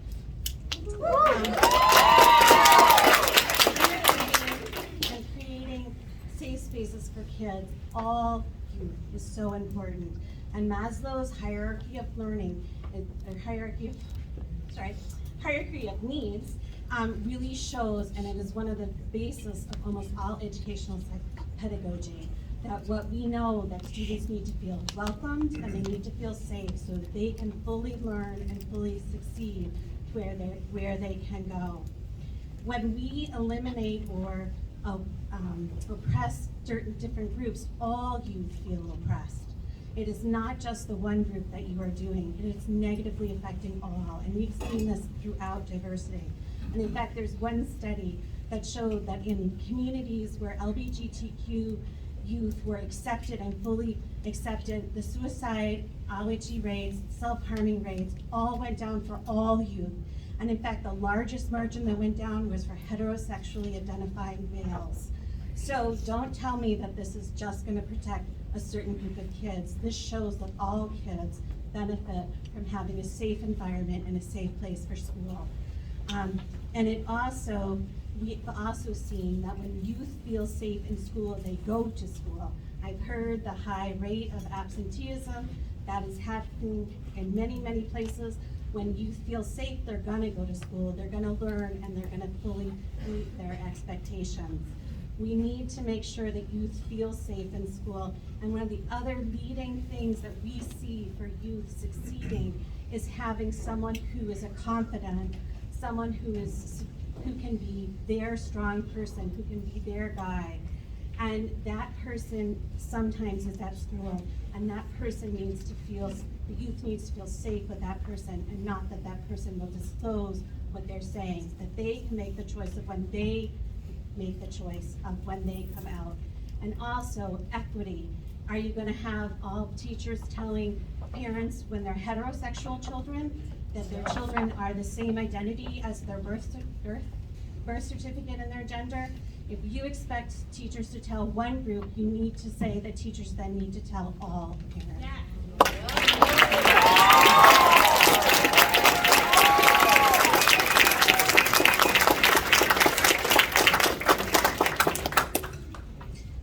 The next speaker is Patricia Weibel.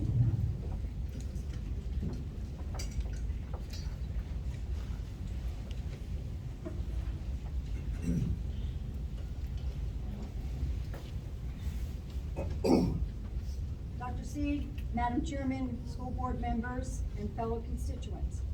Thank you for letting me speak here tonight. My name is Patricia Weibel, and I'm a citizen of Orange County. I am here to address the proposed resolution entitled Sexually Explicit Materials Resolution.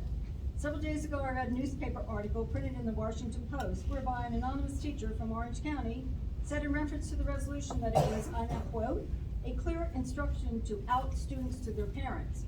Also written in the article by the reporter was, he said teachers in the district estimate that at least 80% of students are members of the Gay Straight Alliance Club are not out to their parents.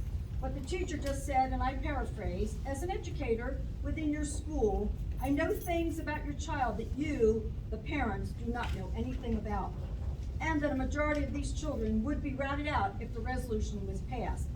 I translate this to mean we know what you don't know, and we have control over your child, and this resolution would change that. Exactly. There should be nothing in our schools that the public and of course the parents don't know about. The power belongs to the parents, and this is where it should stay. We are talking about minors, are we not? Going back to the article, first, I'm not sure that a club of this nature belongs in our schools, and secondly, not knowing exactly how many children belong in this club doesn't matter. Any number is too small, is not too small, or inconsequential. Why? Because for every single solitary child who makes up that number, there is a corresponding parent who is being denied the parental rights. This is manipulation and indoctrination, pure and simple. As I As I was surfing the web, I found an article titled, "What were the original goals and purpose of the American education system?" Taken from that article, and I quote, "The progressive approach attempted to teach critical thinking skills to an engaged and informed citizenry." Now I ask you, what is wrong with that? This was the opportunity given to our children who were educated in the 1890s and up. I would hope that we would all agree that our country has benefited tremendously from this teaching. But critical thinking skills have become a lost art because it is no longer taught in our schools. Why? Because it provides freedom. Freedom to think and act without undue influences. Freedom to read and hear varying opinions. And most of all, freedom to have trust in the truth you find and the power to negate those who try to convince you otherwise. So why do we need to support these resolutions? Because we care about our families, our community, and most of all the child who becomes the future. We must fight to save the souls of our children who will form the future of our country. The foundation and education of our children should be guided and formed by the parents. Thus, I ask the board and the community at large to support this resolution. We couldn't even get changed to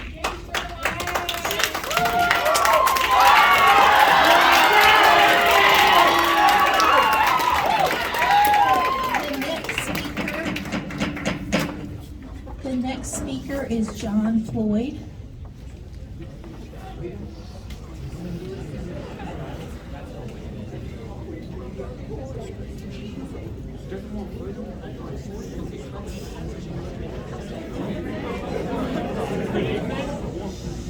I'm the parent of 2 Orange County students and a third who recently graduated. I've watched a lot of boys and girls in this county grow up into eloquent young men and young women. I'm very proud to see them here tonight. I ask you to vote against the 2 draft resolutions. Honestly, I don't expect to change your hearts, but I really hope I can reach your minds. Regardless of where you stand politically, it is clear that these draft resolutions are poorly developed and poorly worded. They won't stand up legally unless we spend millions of dollars that we need for education fighting for a political agenda the county doesn't hold. While the resolutions do include catchphrases used to trigger fear in individuals who may worry about what a child may learn when out in the real world, the resolutions just don't stand up. At the very least, the Orange County School Board should defer action on these resolutions until such a time that the professional staff can assist them to write resolutions that can actually form the basis of policy. We can't just go on how we feel today or how we feel what might happen. Moving forward, students, teachers, parents, and guardians of children in the schools and who are eligible to be in the schools should come together and have an opportunity to develop the future curriculum. I'm all for local participation in education, but not for claiming to speak for parent rights while putting forward a hate-filled agenda.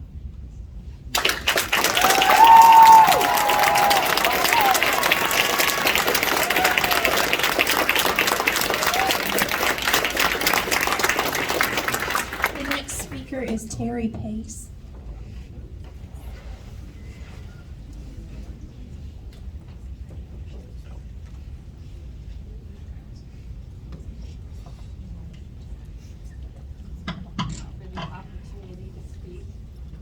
I didn't see anything hate-filled in these resolutions. I think that they were directed so that our education opportunities for our children are based on academics, on the extracurricular activities that they do, whether they're sports or drama or art or music, that's the focus, not sexualizing our children.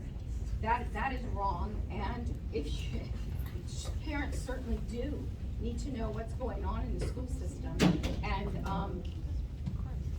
they are the #1 advocates for their children, and no teacher or administrator has the right to interfere with the values parents instill in their children. Now, certainly, we saw this during Hitler's time, during Mao's time. Yes, they did. And during Stalin's time. So they came to the, they used the children to get rid of the parents. Parents have an obligation and a right to know what is going on in the school system. And there should be such rigorous activity in academics and the extracurricular that there is not time to talk about sexuality. Why are we sexualizing our children when the whole world is out there to do all sorts of productive things? And this kind of sexualization is not productive, and it's not the right place or time. And the propaganda that's going on in this room today is very disappointing. Disappointing how we're trying to stand up. It's important that we stop this kind of woke propaganda on our school children. There's no place in the school system for that. And to out the world and not let parents know what is going on with their children in the school system is evil. Thank you. Do you want to have fucking feet?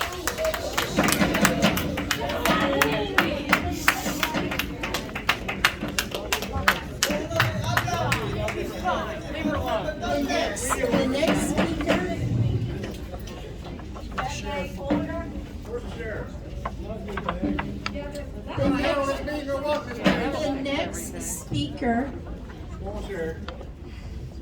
The next speaker is Miles Johnson.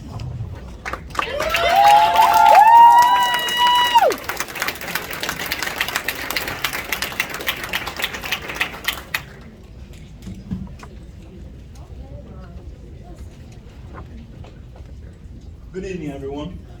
I am Miles Johnson. I graduated from Orange County High School in 2020, currently political science pre-law major at Longwood University.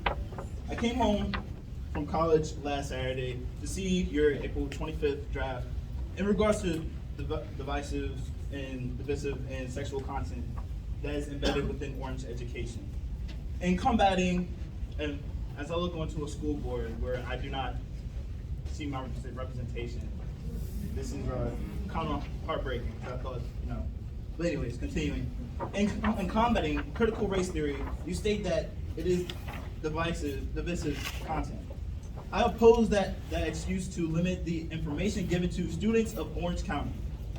In the political climate today, the number one problem that divides Americans is ignorance and misinformation.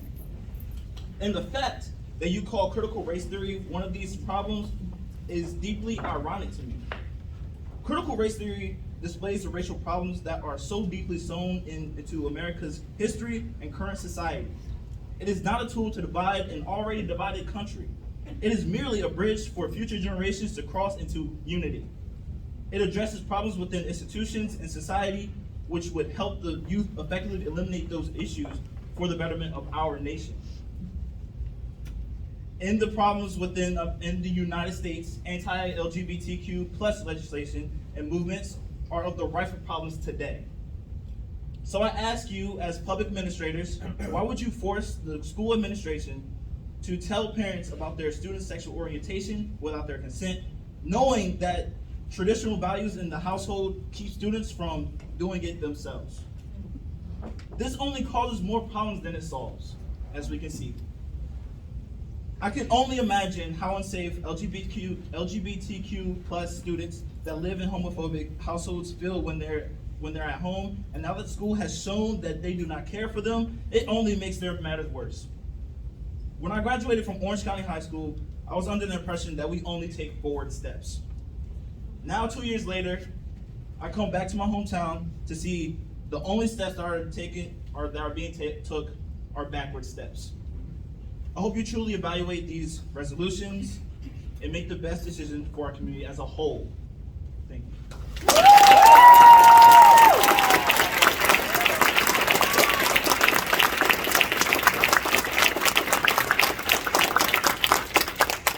The next speaker is Beth Herndon.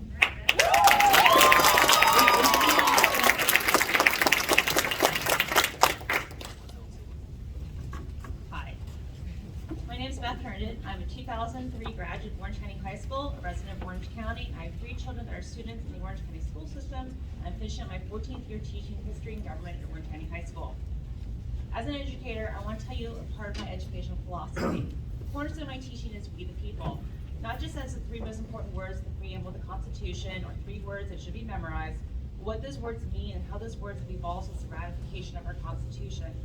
Those words live in my classroom not just as our history or as our story, as our foundation of American government, but also the goal and ideal that we should work towards to achieve as a country. Do you consider this true history? For those of you that do not know and have not been in my classroom or not a former student of mine, I am also a We the People educator. We the People is a civic competition at the regional, state, and national level where students must argue an answer to a panel of judges and then must defend their reasoning by answering questions from those judges. I've seen our Orange County students successfully argue the role of freedom of speech for private social media companies, question the secrecy of the Constitutional Convention, defend civic virtue through freedom of religion, present a 21st vision for the United States in foreign policy, and many other intellectual arguments that do not have a right or correct answer, but have a well-defended or constitutionally supported answer. Are these considered divisive topics? As a teacher, I'm disappointed in these resolutions proposed because of lack of trust that you all have in us as your teachers to not do our job. Students have a right to feel safe in our classroom. Students have a right to investigate the beautiful and powerful yet hard history of America. Students have a right to discuss, ask questions, and facilitate debate in their classroom. Will this still be allowed? As a parent, I am disappointed because I do not think these are issues in our classrooms in Orange County.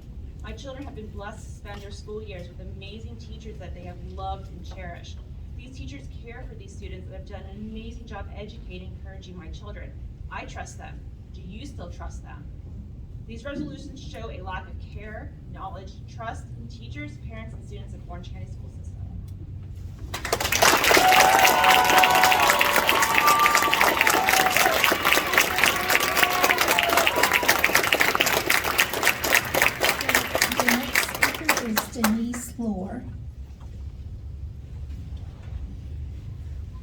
Denise Lohr.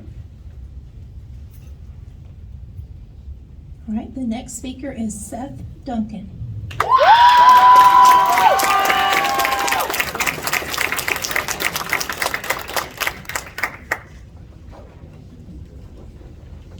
Before I give my introduction, one thing I do want to say is I'm surprised that you've all kept your focus here on the podium. But I realize that the only reason why you kept your focus here is because you don't want to face the crowd of people out here who have come to oppose your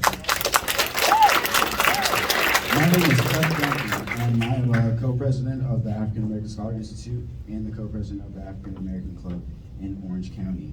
And I am here to oppose the racist and discriminatory policies that the school board is trying to implement in our schools.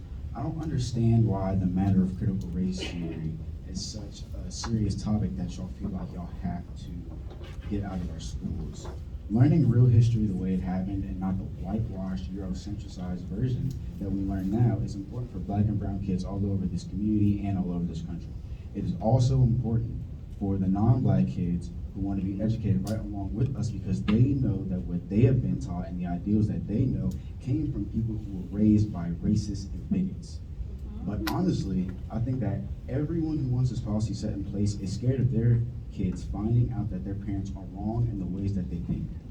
In our county, most Black kids don't know anything about their heritage or history or the people who came before them because it's not celebrated or respected like white history is.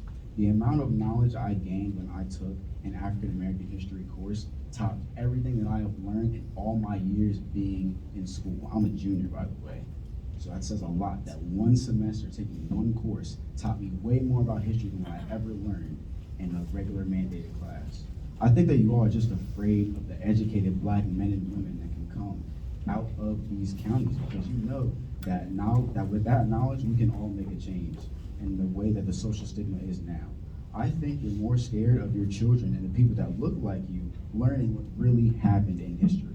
Knowledge is power. And you are all afraid of Black people gaining that power. It's proven, that's a fact, because every time an educated Black man or woman comes along trying to make a change, they're either killed or silenced for their efforts on trying to make things more equal.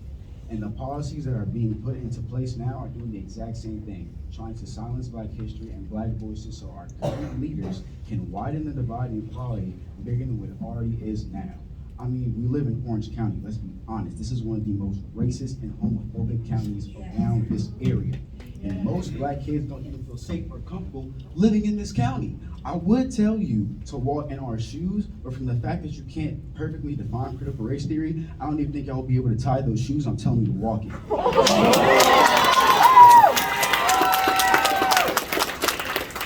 These motions on removing critical race theory will not do anything but create more ignorant people stuck in their ways like you all are. And I'm standing here to oppose these policies being put in. Say no to the vote.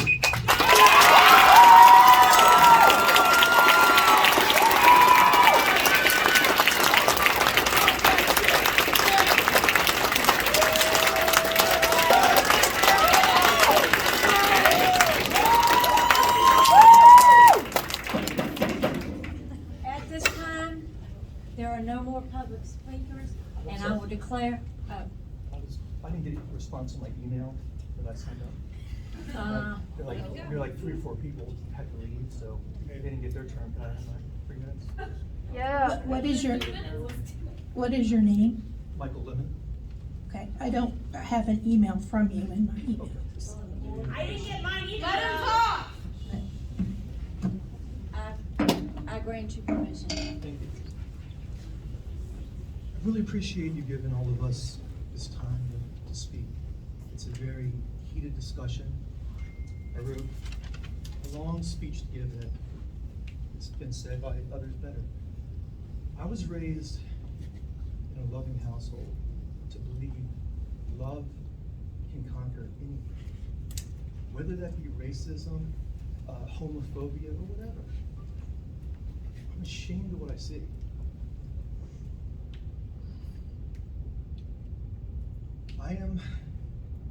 This is a matter that's really important. I was in the middle of organizing. I'm a singer-songwriter on the side, and I was organizing a concert to raise awareness for racism. It dawned on me through the news and the media that that's too limited. I'm raising awareness against hate in all forms, of homophobia. We have so many more important things to do in our school system than to worry about what sexual preference of the kids are. It is an embarrassment to me to be a white man. My wife is Peruvian. She's talked about how she felt around me. I dismissed it while you're just reading into things. She doesn't want to live here anymore. She's not. I'm trying to stay here, and my daughter, who I completely adore, informed me a couple years ago that she identifies as being bi. It was a great experience because she was so worried and so concerned about telling me. She was shaking, literally shaking. And I'm like, what is wrong? What's wrong? She's like, Dad, I need to tell you something. I'm bisexual. Like, that's it? That's it? I thought you were gonna say you were pregnant or something. I'm like, I don't care what sexual preference you are. I just want you to find love. I am proud of who you are. And to have a school system where you're gonna rat out kids if you find out they're not heterosexual is just completely idiotic. A public school system, not private. Private schools can put their own spin on things and do what they want to, but public schools mean you are paid by the taxes of the citizens. Is it just the heterosexual citizens? Is it just the white citizens? No, all citizens. You have no right. How dare you think that you can sit up there and tell people that the right thing to do is, I'm gonna tell their parents, without knowing what their home life is? You're making a decision that's furthering the biggest problem we have with the kids, which is their anxiety, depression, and you're gonna further kids to suicide. And if that happens, forget the lawsuits, the blood will be on your hands.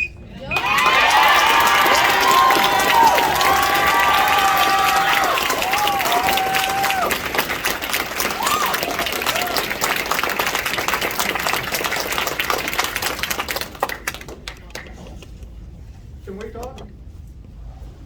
If he went, can I go again? You already went. I didn't go. I sent an email. If I can go. Madam Chairman, we've gone through the list. Let's move on. I think it's only fair to allow everyone who, if you're in this room and you want to speak, and we've allowed one person to. There was an issue where we were not getting confirmation emails. I had to call 7 times. I had to email Laura several times because she was out of the office on Friday. It happens, but I'm saying he genuinely didn't get an email because I had to hunt down my email and I had to go and I barely got it. If we signed up, we signed up. He signed up. I didn't hear him say he had an email. Yeah, I didn't get an email from him, but I did get your email. Just asking if I can speak, that's all. And the answer is no. Ma'am, did you get mine? I admit I'm technologically challenged, but I thought I sent it. If you didn't, I No, understand. I believe I got one from you, but I don't believe I didn't take it to where you were asking to speak. Oh, okay. He was. That's what I was asking.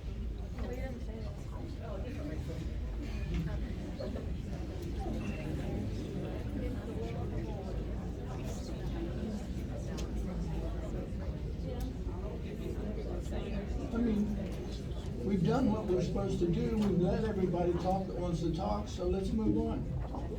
Amen. I'll close it. And at this time, if it pleases the board, I was wondering if you'd like to move the resolution discussion up until now. And then we will conclude business later. I think I want just want to thank everybody for coming out tonight. It really is impressive. And you deserve to hear what we have to say, and you'd have to wait through about another half hour of our business. So the chair is suggesting that we move the resolutions that you came to talk about up to this time, and I think it would be quite appropriate. You want a second? So moved. All right, at this time, I will turn it over to the author of the resolution, which is Ms. Whitcomb. Thank you, Madam Chair. And thank you all for coming out tonight, expressing your voices, and that's the reason why I ran for this office, so that way everybody can be heard.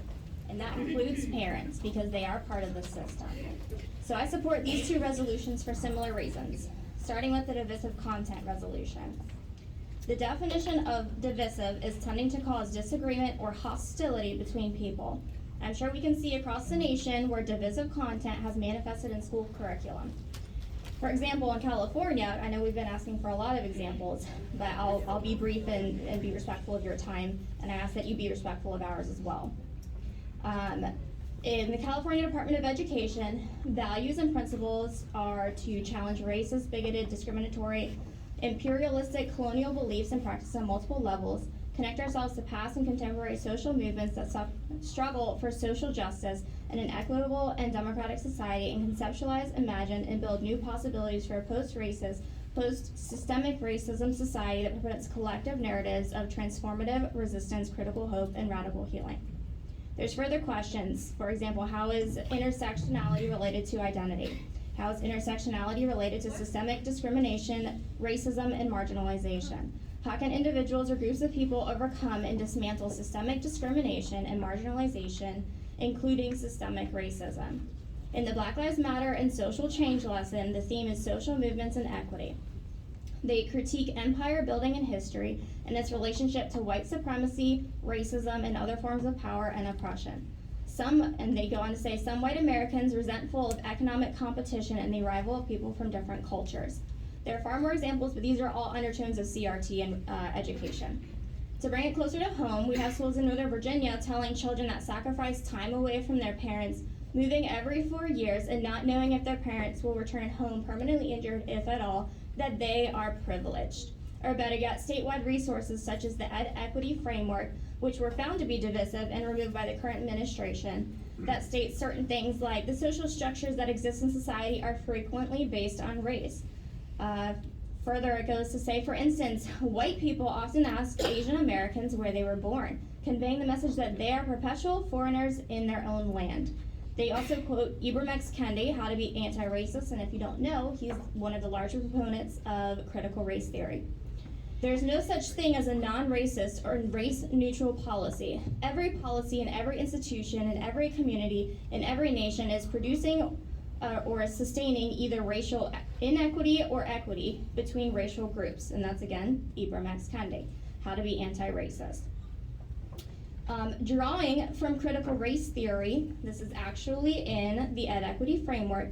Drawing from critical race theory, the term white supremacy also refers to a political or socioeconomic system where white people enjoy structural advantage and rights that other racial and ethnic groups do not, both as a collective and at an individual level.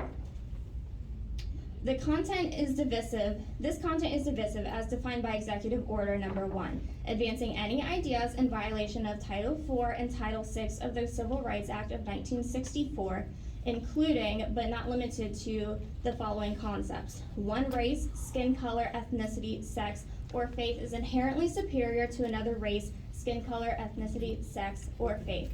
An individual, by virtue of his or her race, skin color, ethnicity, sex, or faith, is racist, sexist, or oppressive, whether consciously or subconsciously, etc. Thus, content is not merely divisive by opinion, but by an infringement on inherent rights. As far as historically, curriculum has been developed based on the intellectual needs of students. A first grader cannot comprehend the same things as an almost adult. This rings true for sexual education as well. A kindergartner, for example, should not be learning about the details of reproduction, whereas a sixth grader should be learning about the changes to their bodies. Madam Chair, if you don't mind with the comments. If a parent chooses to start teaching things to their child in a different manner, that is their absolute right, and that's your duty.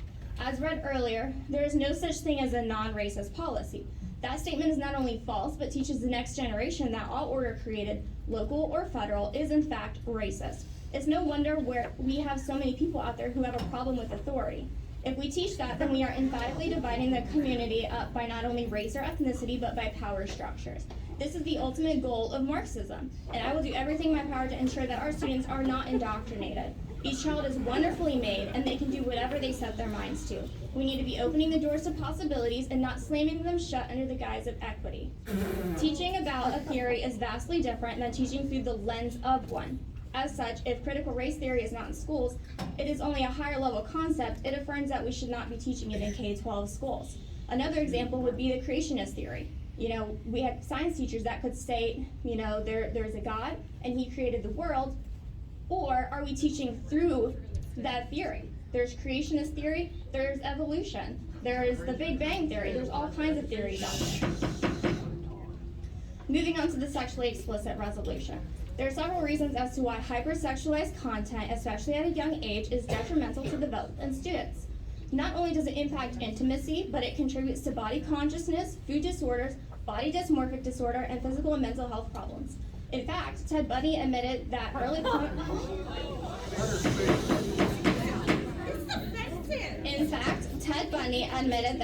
pornographic access contributed to his later behavior in life. He's right with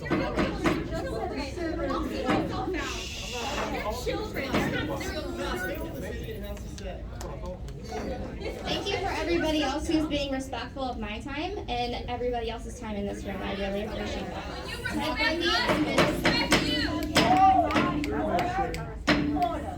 If any more outbursts, I will have you escorted out. So please be respectful.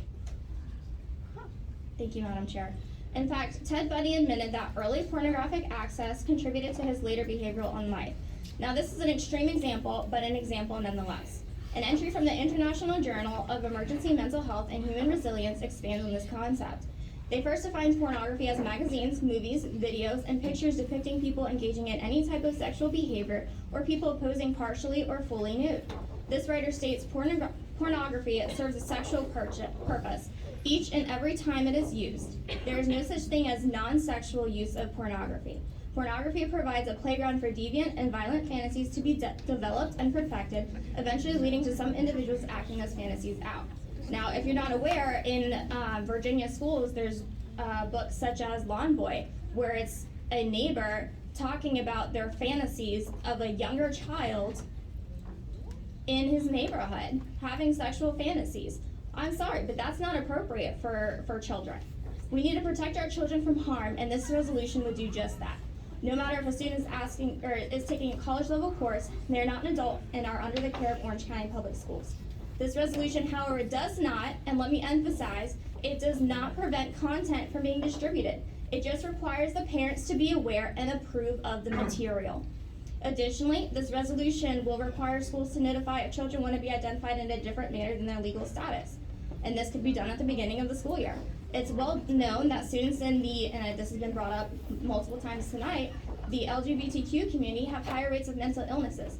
This resolution would allow schools, parents, and students to bridge the resources needed to assist the child in an equitable manner. Under this resolution, these students could be better protected against discrimination as the families would be more engaged in the upbringing of their child.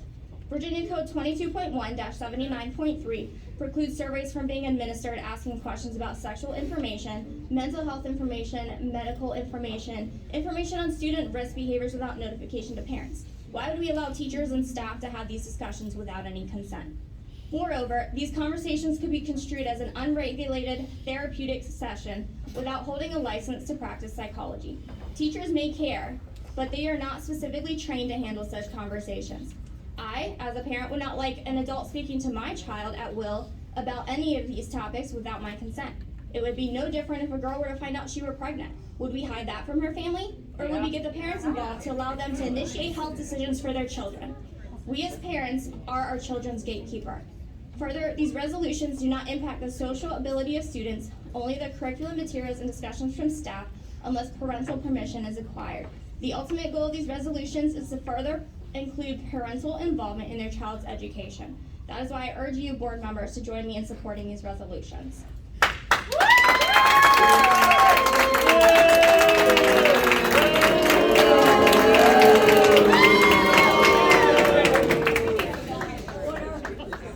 Order. Any other board members like to comment?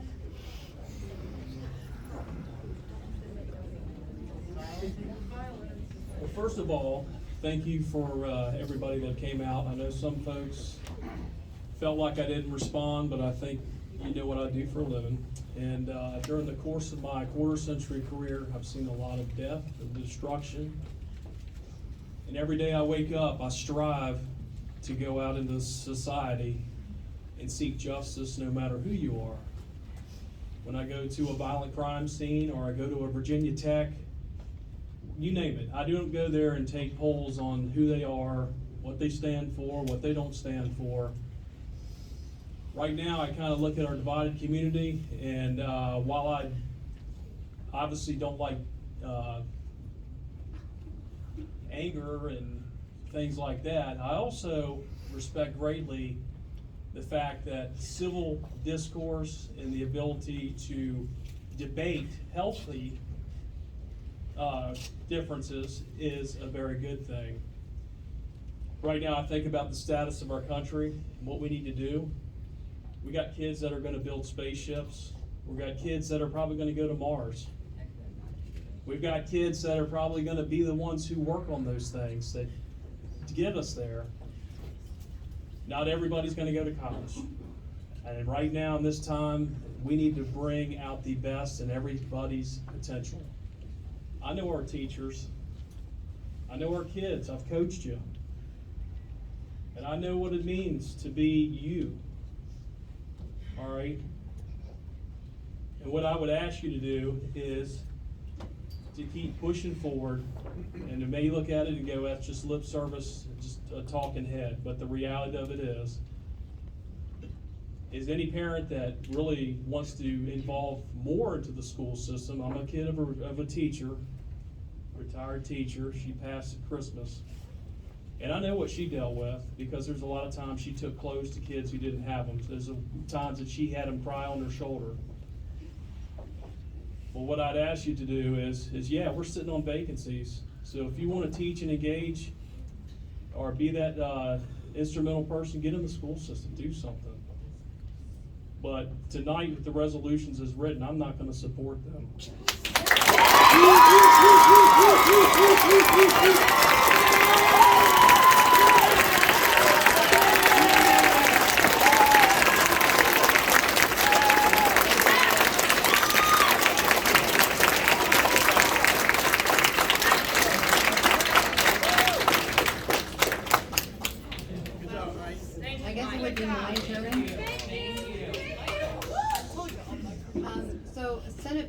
656, sexually explicit content.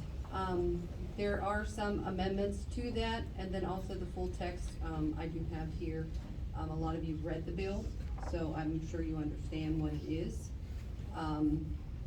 In chapter 100, it says, an act to amend the Code of Virginia by adding a section number 22.1-16.8 relating to the Department of Education model policies, instructional materials, sexual explicit content, and parental notification. That the Code of Virginia is amended by adding a section number 22.1-16.8 as follows. Instructional materials, sexual explicit material, and parental notification.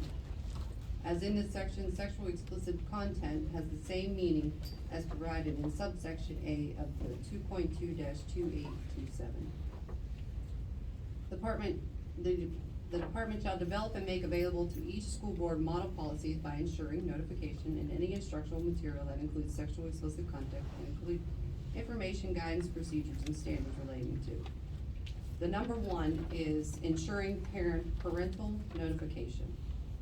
I think that is the biggest issue here that we're all facing, is that the parents need to be informed. But we cannot keep, as a teacher or an instructor or administrator cannot keep information or supply information to a student that is sexually explicit. Directly identifying the specific instructional material on sexually explicit subjects, permitting the parent of any student to review instructional materials that include sexually explicit content to provide as an alternative, non-explicit instructional material and related academic activities. Each school board shall adopt policies that are consistent with, but may be more comprehensive than the model policies developed by the department pursuant to subsection B. The Department of Education shall develop and make available to each school board policies pursuant, and then we have no later than July 31st is when they will come out with those. It doesn't say that we cannot start the policies now. It only says that they will develop those. We do have the ability to modify our policy or our resolution once those policies or once that is created by the department. I do have, I did take some legal advice from a counselor, and one recommendation that they had on the sexual explicit content was to, I propose an amendment to paragraph 6 that states, now therefore be it resolved that the Orange County Public School Board declares that students shall not be subjected to curriculum, including but not limited to written materials, classroom discussions, online materials, or any other supplemental materials relating to sexual orientation, gender identity, or any other sexually explicit subject without consent from their parents or guardians. The parents or guardians will be provided with all materials, links to materials, and syllabuses prior to signing a consent form so that they may make informed decisions.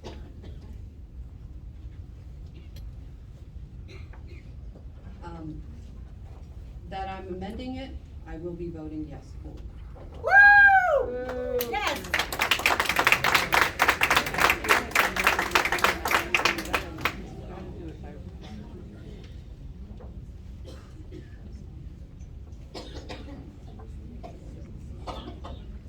And the racist one? I'll go next. I'll go next. I'm about educating kids. I'm about keeping kids safe. Yes, I also believe in parental rights. There are some things that we are to notify you of. Emergencies that happen to your children. An incident in a building that may endanger your child. Those are all things that I believe you have the right to know firsthand. To out a child who is not yet come out to their parents, I can't support.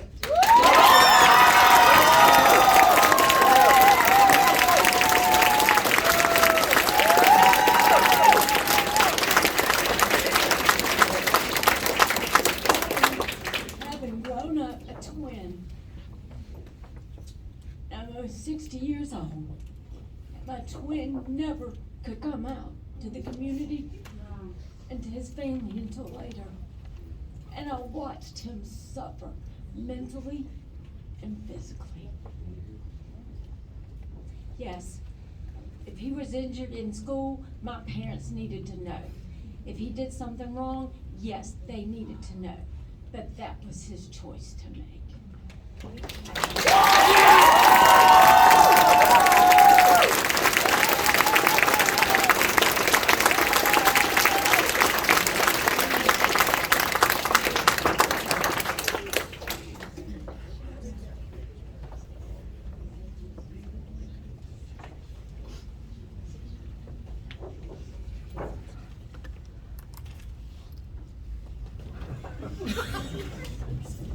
Well, the first is I see these as two different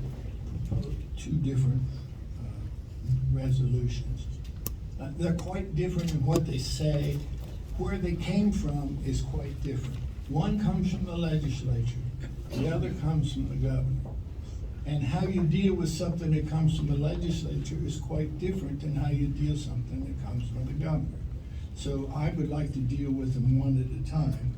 And the one that most of you are concerned about was this sexual notification. And I understand that. If I didn't understand it before tonight, I certainly understand it tonight. The problem is, no matter what this board does tonight, it's not going to be over, because the General Assembly has said we have to pass a policy on that, but they haven't told us what it is. So I agree on this issue with what a lot of people said. Why are we voting on it now? Even if we vote it down tonight, it's going to be back up here in July, because we have to do what the General Assembly tells us to do. Then we'll be back. So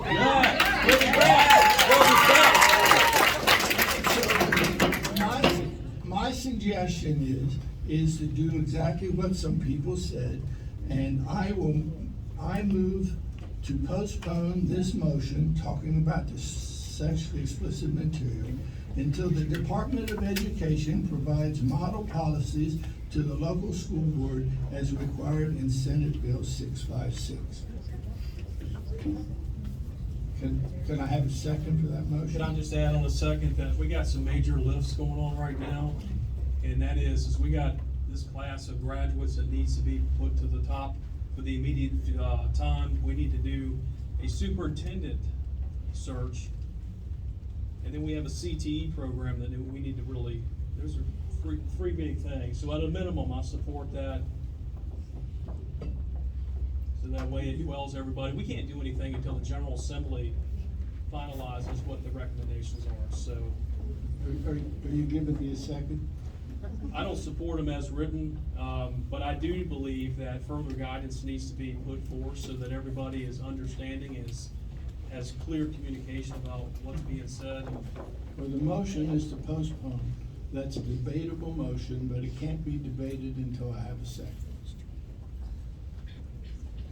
Not hearing a second? I will second that motion. Okay, now we got a motion to postpone that's been made and seconded. Anybody want to speak to it?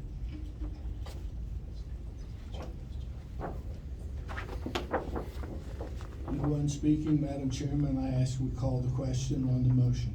Okay, roll call please, Ms. Byron. Ms. Anderson? Aye.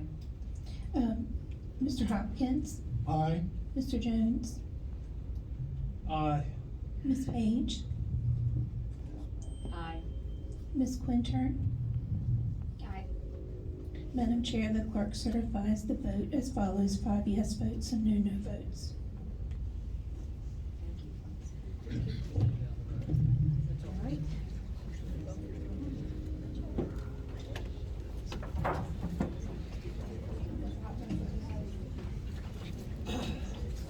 So that leaves us with the second motion, and this comes from the governor.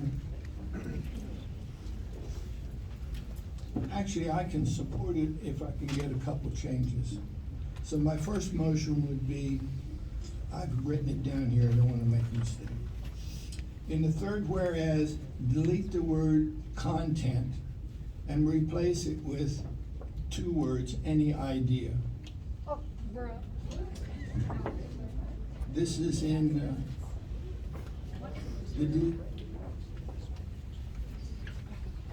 it's the divisive content resolution. Do I have a second? Well, first I would move to adopt this resolution. Because you have to adopt it first and then amend it as a secondary. You mean to put a motion on the table? Right, yes. So I move to move forward with this resolution as presented. I won't support that.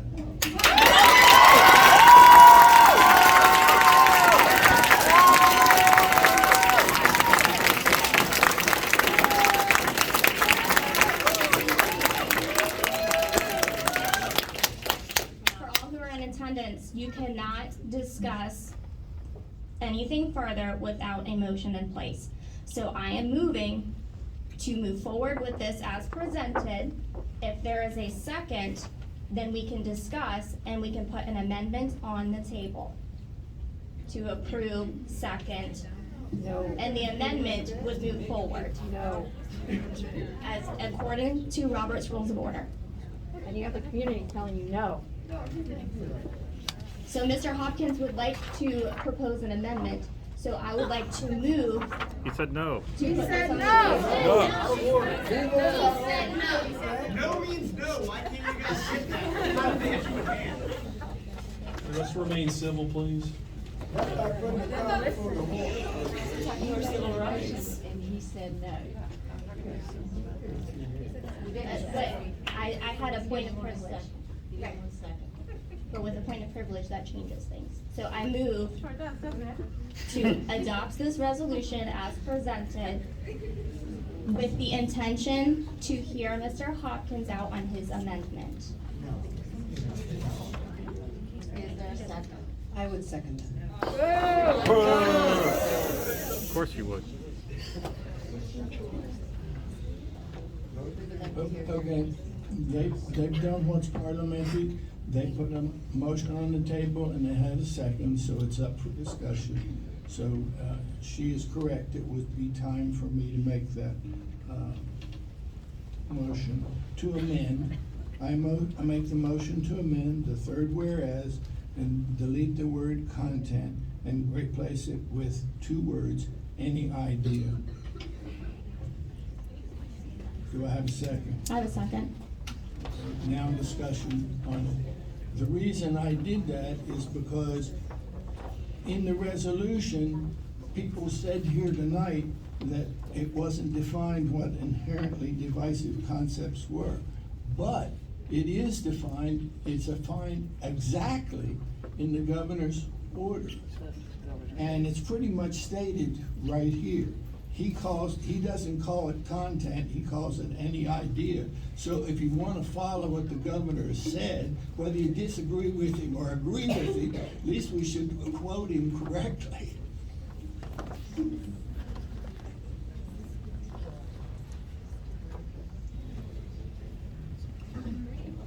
I need to call the question. Call for the question. Yes. Mr. Hopkins? You roll call? Yes, ma'am. Yes. Yeah, we discussed it. It's been made, it's proper. So we're voting on my wording change. So, your vote? Aye. Melissa? Aye. Mike? No. Woo! No. Aye, yes, ma'am. So 3, 2. All right, motion passes. Stop playing games with our education! I know this seems like stupid political bureaucracy to me, but this is our education and our lives! Listen to him, he's right!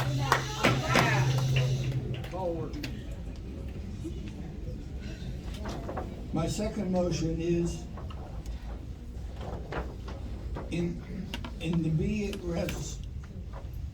it resolved, I move to delete the phrase, "the former Board of Education Equity Framework," and insert in its place, inherently divisive concepts. I've provided these wordings to our clerk and our other school board members. They saw it this afternoon. I'm sorry I didn't make it quite as clear. And again, that's, So we have a motion to change. yeah, I guess I need a second before I Is say there a anything. second? I would second that amendment.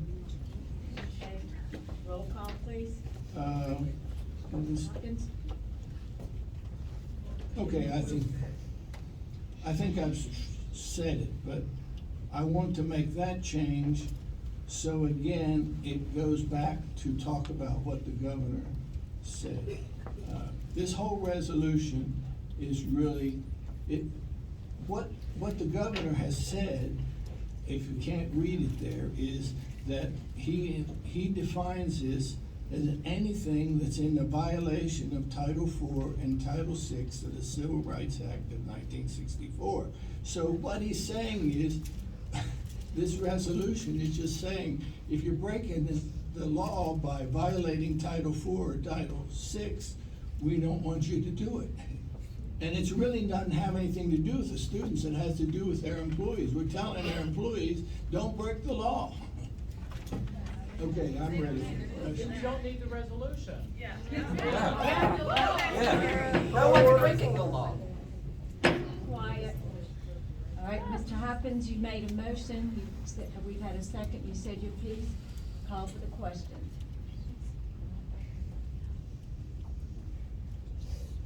I'm ready. Okay, go ahead, your vote, Aye. Melissa? Aye. Mike? No. Chelsea? Aye. No.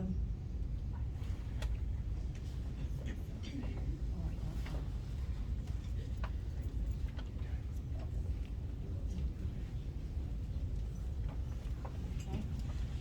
All right, any other changes, Mr. Hopkins? No, ma'am, I think, I have no other changes, and, we're back to the original motion, that's been made, on this resolution. And I guess it would be open for any more discussion, but I think we're ready to call for the motion on the, Okay. on the motion as amended. All right, call for the questions, Mr. Hopkins? Aye. Melissa? Aye. Mike? No. Chelsea? Aye. No.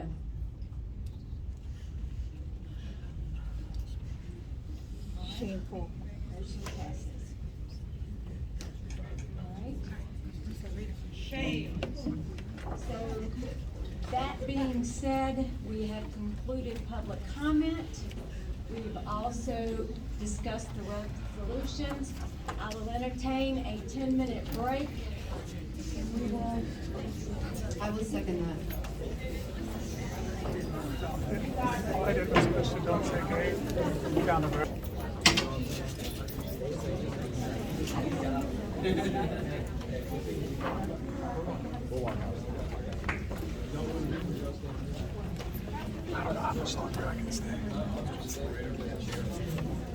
Okay. Now let's get back to business at hand. All right, so, consideration of the FY 2022-2023 budget, Dr. Sneed. Thank you, Madam Chair. Yes, this begins Superintendent's report and recommendations as a consideration of the FY 21-23 school budget to requires action. Before we begin, I just want to thank, because this is what it's all about, I just want to thank the students for coming and speaking. And please know that you're loved, and we will continue to work on supporting you in the ways that you need to be supported. Been doing this for 33 years, and just again, please know that you're loved and supported by people around you, by your administration, teachers, etc. Thank you. That being said, again, I just want to remind the audience very quickly about a presentation. This is much like what we've done in the past. This is not any different with regards to how the budget's been presented, but we need, at the end of this, I'd like to respectfully request action to pass this budget so that we can issue contracts to our employees so they can have the assurance that they know that they are going to have a future next year and get paid. And because the state has not passed a budget yet, it's okay. We have language in the contract that says that the contract shall be null, void, and unenforceable should the board fail to receive or to continue to receive funds which in its sole opinion are sufficient to meet its obligations hereunder.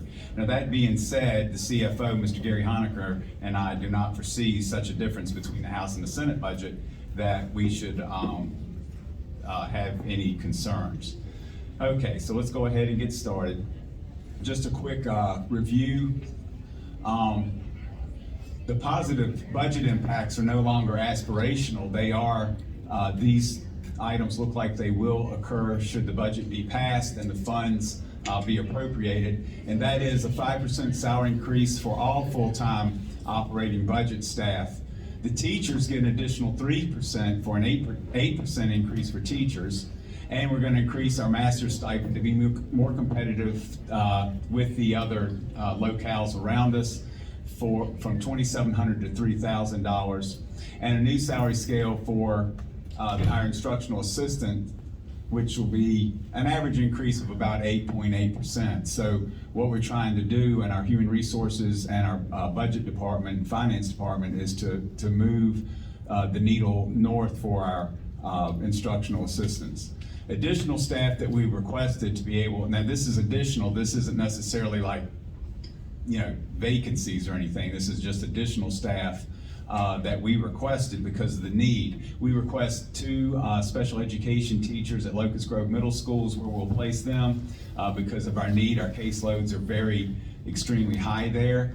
Our Locust Grove Elementary School special education teacher, we need to add one there as well because of the need for our caseloads. Again, to remind the audience, all of these have been vetted all year long. Our budget process basically runs from the beginning of the school year throughout, and we vet that information with our department leaders and our principals.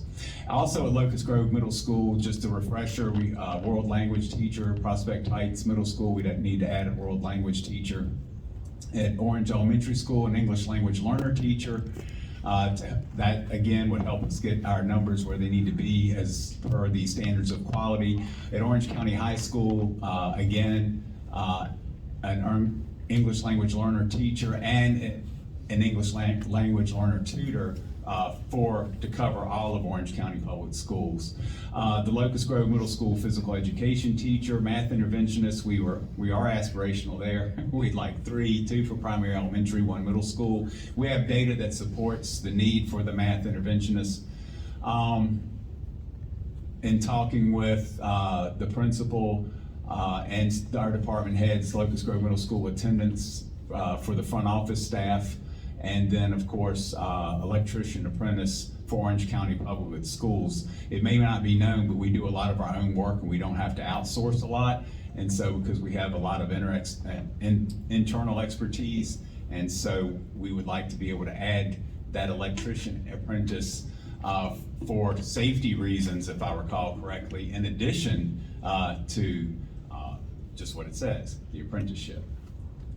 So that's just a quick and dirty refresher over what was presented in February, on February 21. Again, because we don't have a new House or Senate budget. I mean, we've had, we have the calc tools, but Mr. Honecker and I are still looking at the, the governor's budget piece. But essentially, our state funds, again, our governor's budget, or excuse me, state budget is over a biennium for 2 years.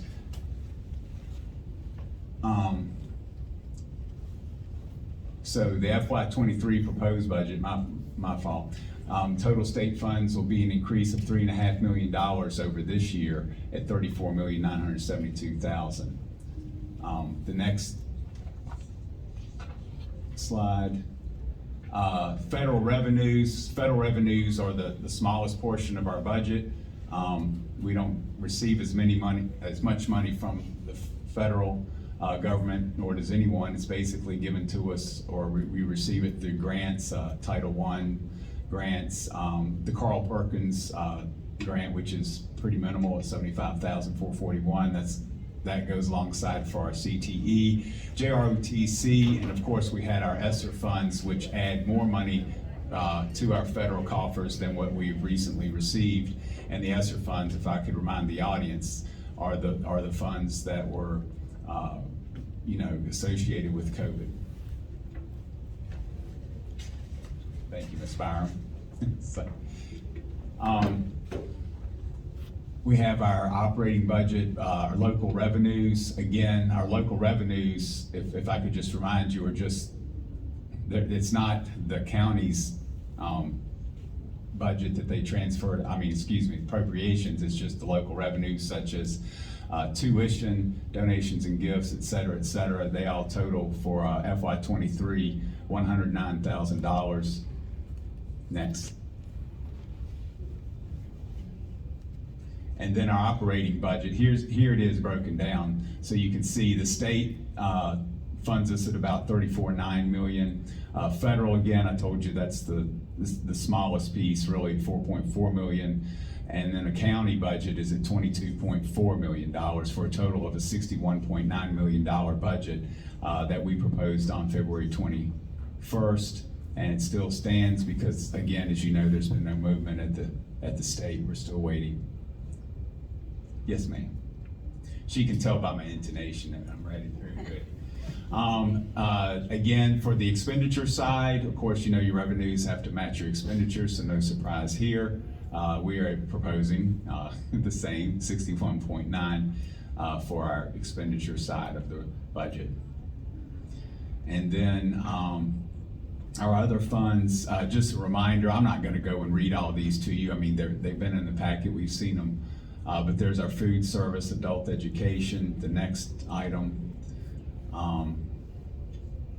Our textbook and Head Start funds, again, after doing this for a few years, you guys know what's coming next. Debt service and capital. Again, the county, our county funds, we're still going to receive our $567,000 in capital. And we also have that anomaly where we're still transferring $211,666 from operating budget to our capital budget fund. So that gives us a total of $778,666 for capital. And the FY23 budget for all funds is proposed is $68,966,455, and the expenditures match that $68,966,455. So on the left are the revenues, on the right are expenditures, and that, I believe, concludes. And so since nothing's changed, and I know that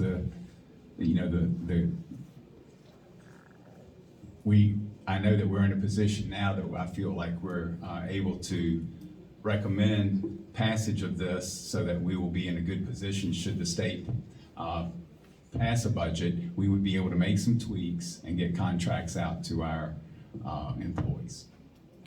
Those are the two things that we are trying to do here and accomplish. And normally you like to have your budget passed prior to May 15th. And it's May 9th. So, thank you, Madam Chair, members of the board. Thank you. Are there any questions? So what would happen if the monies do change? How would the budget be re-evaluated? Would we go back and vote on it, or what would happen? We would, Mr. Honecker and I would go and adjust the budget, the money, and put it in places that would, keep the budget whole.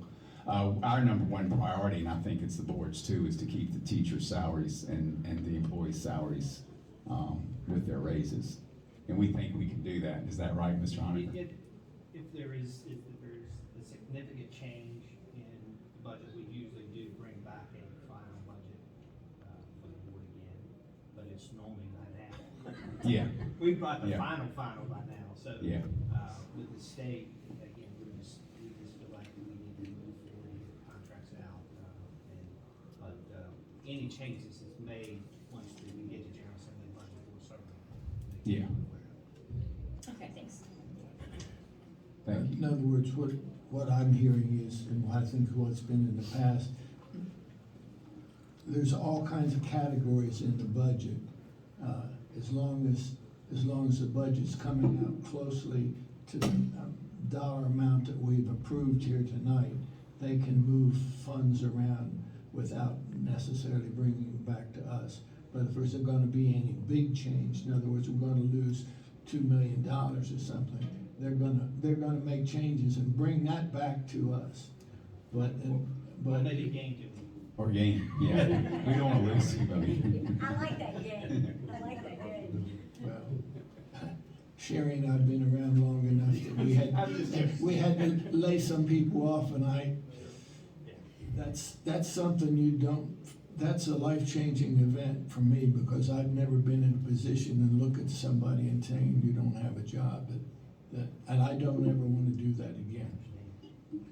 That said, I'm ready to vote on the budget. You'd like to make a motion, please, Ms. Yes, Hopkins? Madam Chairman, I move that we approve the budget for fiscal year 2023 as presented. I'll second it. I just have one what would be like the buffer zone of whether or not we needed to reapprove it or not? Would be like ballpark. I don't know that it's really happened. Yeah,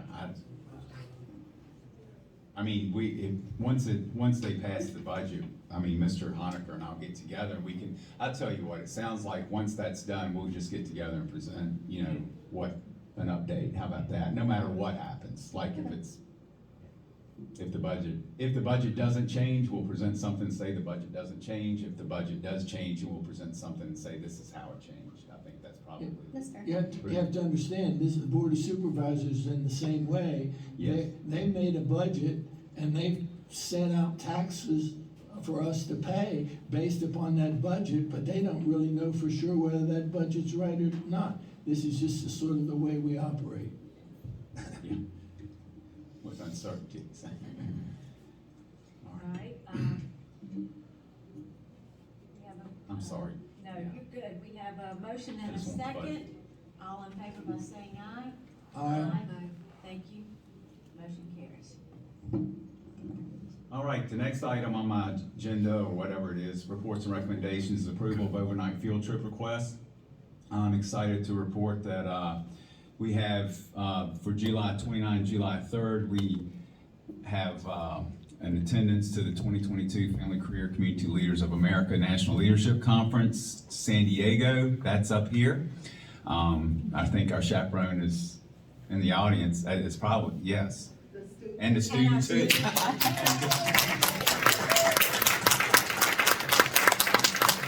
Excited, right? Good place to go. Congratulations. And then also we have our Orange County football for July 22nd to attend the 2022 Tiger Team Camp at Hampton Sydney College. And the students will stay on campus in dorms. Coach Lohr is the sponsor. And so the other information is there. They're expecting about 40 student athletes and 5 chaperones. So, and last but not least, we have our FFA. Again, it's exciting how FFA is growing. That looks like they're going June 27th to 30th at the end of this school year to the 2022 State Convention. That's at Tech in Blacksburg, Virginia. Students are going to stay on campus in dorms. Sponsors Chase Berry, Andy McWilliams, and there'll be 11 students for a total and 1 chaperone, and they'll be transported through minivans. You have all your information, but it's kind of exciting to know that our students are going to be active and growing their knowledge over the summer with these. And I would like to request that we approve these. Okay. Can we have a motion, please, to accept these? I move to accept these as presented. All right, can I have a second? Second. All in favor by saying aye? Aye. Aye. Thank you. Motion carries. Thank you, Madam Chair, members of the board. We'd like next to approve the local special education annual plan that was presented by Ms. Susan Ayler. She's the Director of Special Education. And I don't know if you don't have any questions, we'd like to recommend approval of that. Again, just to the audience, these things were presented at the work session. I'll make a motion to approve these. Can I My have a voice always second? activates those things. I'll second. All in favor by saying aye? Aye. Thank you. Motion carries. I apologize, Dr. Anderson, I set off Miss Byram's all the time. So, the next item is approval of the 2022 Summer Meals Program. I believe that was presented by our school nutritionist, supervisor of school nutrition, Ms. Linda Blair, at the work session. I recommend approval. I'd make a motion to approve the summer meals program as presented. Thank you. I'll second. All in favor? Aye. Thank you. Motion carries. Thank you, Madam Chair, members of the board. Approval of the membership in the Albemarle Regional Migrant Education Program. Again, Mr. Berry presented this at the work session and explained that this is just routine, that we would be recertifying our membership. I recommend approval. Okay. I'll make a motion that we accept it as presented. Okay. Can we have a second? Second. All in favor by saying aye? Aye. Thank you. Motion carries. Also- Dr. Sneed, that does come with a signature that's needed by the board chair. Okay. Okay, thank you, sir. Approval of custodial supplies contract renewal. I believe Mr. Berry presented this at the last meeting. I'd like to approve a contract with Lawrence Environmental Group. He gave out the information. If there are no questions from the work session, I'd like to recommend approval. I move to approve the contract. Can we have a second? Second. All in favor by saying aye? Aye. Thank you. Motion carries. Thank you, Madam Chair, members of the board. It brings us to item G. Also at the work session, Mr. Arnold did a nice job of explaining the Boys and Girls Club lease renewal process. Again, I'd like, if there are no questions, I'd like to recommend approval of this lease. I make a motion, we approve the Boys and Girls Club lease as presented. Thank you. Can we have a second? Second. All in favor by saying aye? Aye. Thank you. Motion carries. And last but not least, item H, under my report anyway, is the approval of Locust Grove Ball Fields lease renewals. Again, one is for the Locust Grove Elementary School lease agreement for next year, and the East Orange Little League Locust Grove Primary School lease agreement for next year. And that was presented by Mr. Arnold in the last meeting. Again, if you have questions, Mr. Arnold will be happy to answer them. Otherwise, I'd like to recommend approval of these. I move to accept the lease agreements as presented. Okay, can I have a second? Second. All in favor by saying aye? Aye. Thank you. Motion carries. That concludes my reports and recommendations. Okay, so we've already had the discussion for resolution, and Mr. Hopkins had asked that we add this agenda item.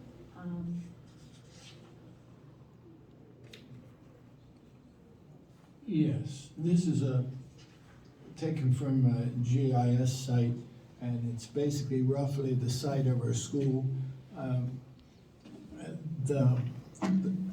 The little outline in, I guess it's turquoise, that's the wall property. That's, at least that's the biggest section of it. It's not actually all of it, because the private house next door to it is also in that property, and there may be some more.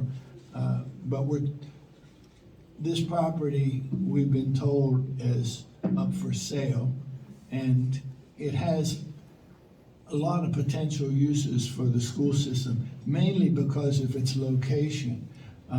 Most of you know it better than I, but right to the right of the property, almost touching it, is what we call the field house. Is that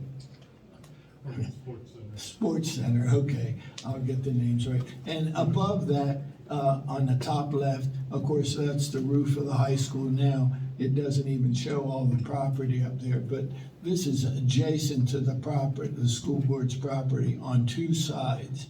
And it just, in my opinion, it's something that we should try to get purchased for the county. I will admit that we're gonna have to, even if we had the property right now in our name, we would have to spend big bucks to make it usable for CTE. But so it's not like we're just going to buy the property and then we can move in and everything's going to be great. But the location of the property is just so ideal. I think my school board members are all in concurrence that this is something that we should, if we don't take the chance to get this property now, some school board 15 years from now is going to be saying some things about us I don't want to hear. Anybody else want to talk about this? I do have a motion if we are in agreement. Yeah, real quick, I know we're getting late, but the biggest regret Mr. Hopkins mentioned was the VDOT property that was a doable place that fell through the cracks when that was disposed of on the state real estate. And at any rate, I just think going into the future, it's very lucrative in that land is land, and the proximity to the school, looking down the road, it's a win, in my opinion, for the amount of money that's being proposed. Anybody else have? I agree. I guess at this point, it's just a matter of what the cost of the property is going to be. Well, as everybody knows, the school board can't purchase property, but we can ask our board of supervisors to purchase it for us. And to that end, I make the following motion. The school board instructs the chair to have a letter addressed to the board of supervisors preparing for her signature, requesting that the county purchase the wall property for the school system. Is there a second? I'll second. All in favor by saying aye? Aye. Motion carries. So now, we have. You have to understand, it's just a request, it doesn't mean it's gonna happen, but if you don't ask, you don't get. Do you have a Blue Ridge virtual Yes. school report, Mr. Hopkins? Yeah, I can get back to my agenda here.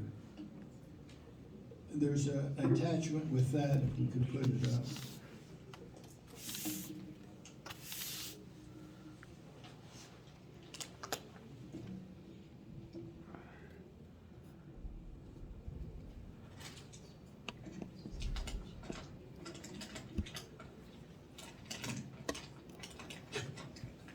The Blue Ridge Governor's School has had Mark Caraway as its director for the last 17 years, and he retired. So this is a press release. The Blue Ridge Governor's School went through a search process to find a new director, and her name was Wanda Elliott. She's familiar with the Blue Ridge Governor's School because she served on the Joint Steering Committee. For those not involved with this, steering committee meets once a month to work out problems. and has represented Sumeet School. She was from Fluvanna High School, and she's been on that committee for many years. And so she's quite familiar with what, how the school runs. We had a joint school board meeting just last week where we voted her in as a new director, and we put out this press release. It's on our website, but if you want to see it, it's on the Blue Ridge Governor's School website. So I wasn't directly involved in selection. We had a selection committee. Dr. Sneed was headed that group, but I think they found a real wonderful candidate. We approved some money and some other things at our meeting, but as far as I'm concerned, getting a director for this school was really important. Our Blue Ridge Governor's School, there's 18, I believe, governor schools across Virginia, and a couple of them have buildings. There's one in Richmond that has a building that people go to, and there's one up in Fairfax County. But of the ones that don't have a building, we are the largest one in the whole state. We have about 600 students from 7 counties in this school thing. And of the 7 counties, I think we're the second largest. I think we have about 134 students in the Blue Ridge Virtual Governor's School. I think maybe Goochland has maybe 2 more than we do, but outside of that, we're quite big in this 7-county thing. So the program is really, really wonderful, and that's why I and the other people involved here were wanting to get a director that would really carry on the program. Actually, I think it's a wonderful job. It pays about what a principal would get, but you don't have all the headaches, ball games and scheduling that a normal principal would have. And I mean, you just get to work with talented students, and basically you get to do a lot of stuff on your own because you're sort of out there all by yourself. So you have to be a self-promoter to get the thing done. But actually, I think if you're the right person at the right time, it's a wonderful position. And that concludes my report, unless there are any questions. Thank you, Mr. Hines. All right, at this time, we will do closed session certification, please. Pursuant to 2.2-3711A of the Code of Virginia, I move that the Orange County School Board convene a closed meeting for the following: discussion of personnel or the performance of a division employee as authorized by section 2.2-3711A1 of the Code of Virginia for resignation, termination, transfer, employment, salary adjustment, and retirement of employees, and discussion of pupil personnel as authorized by section 2.2-3711A2 for early admission, waiver of compulsory attendance, out of county, out of district requests, and student discipline. Thank you. Can I have a second? Second. All in favor by saying aye? Aye. Thank you. We're in closed session.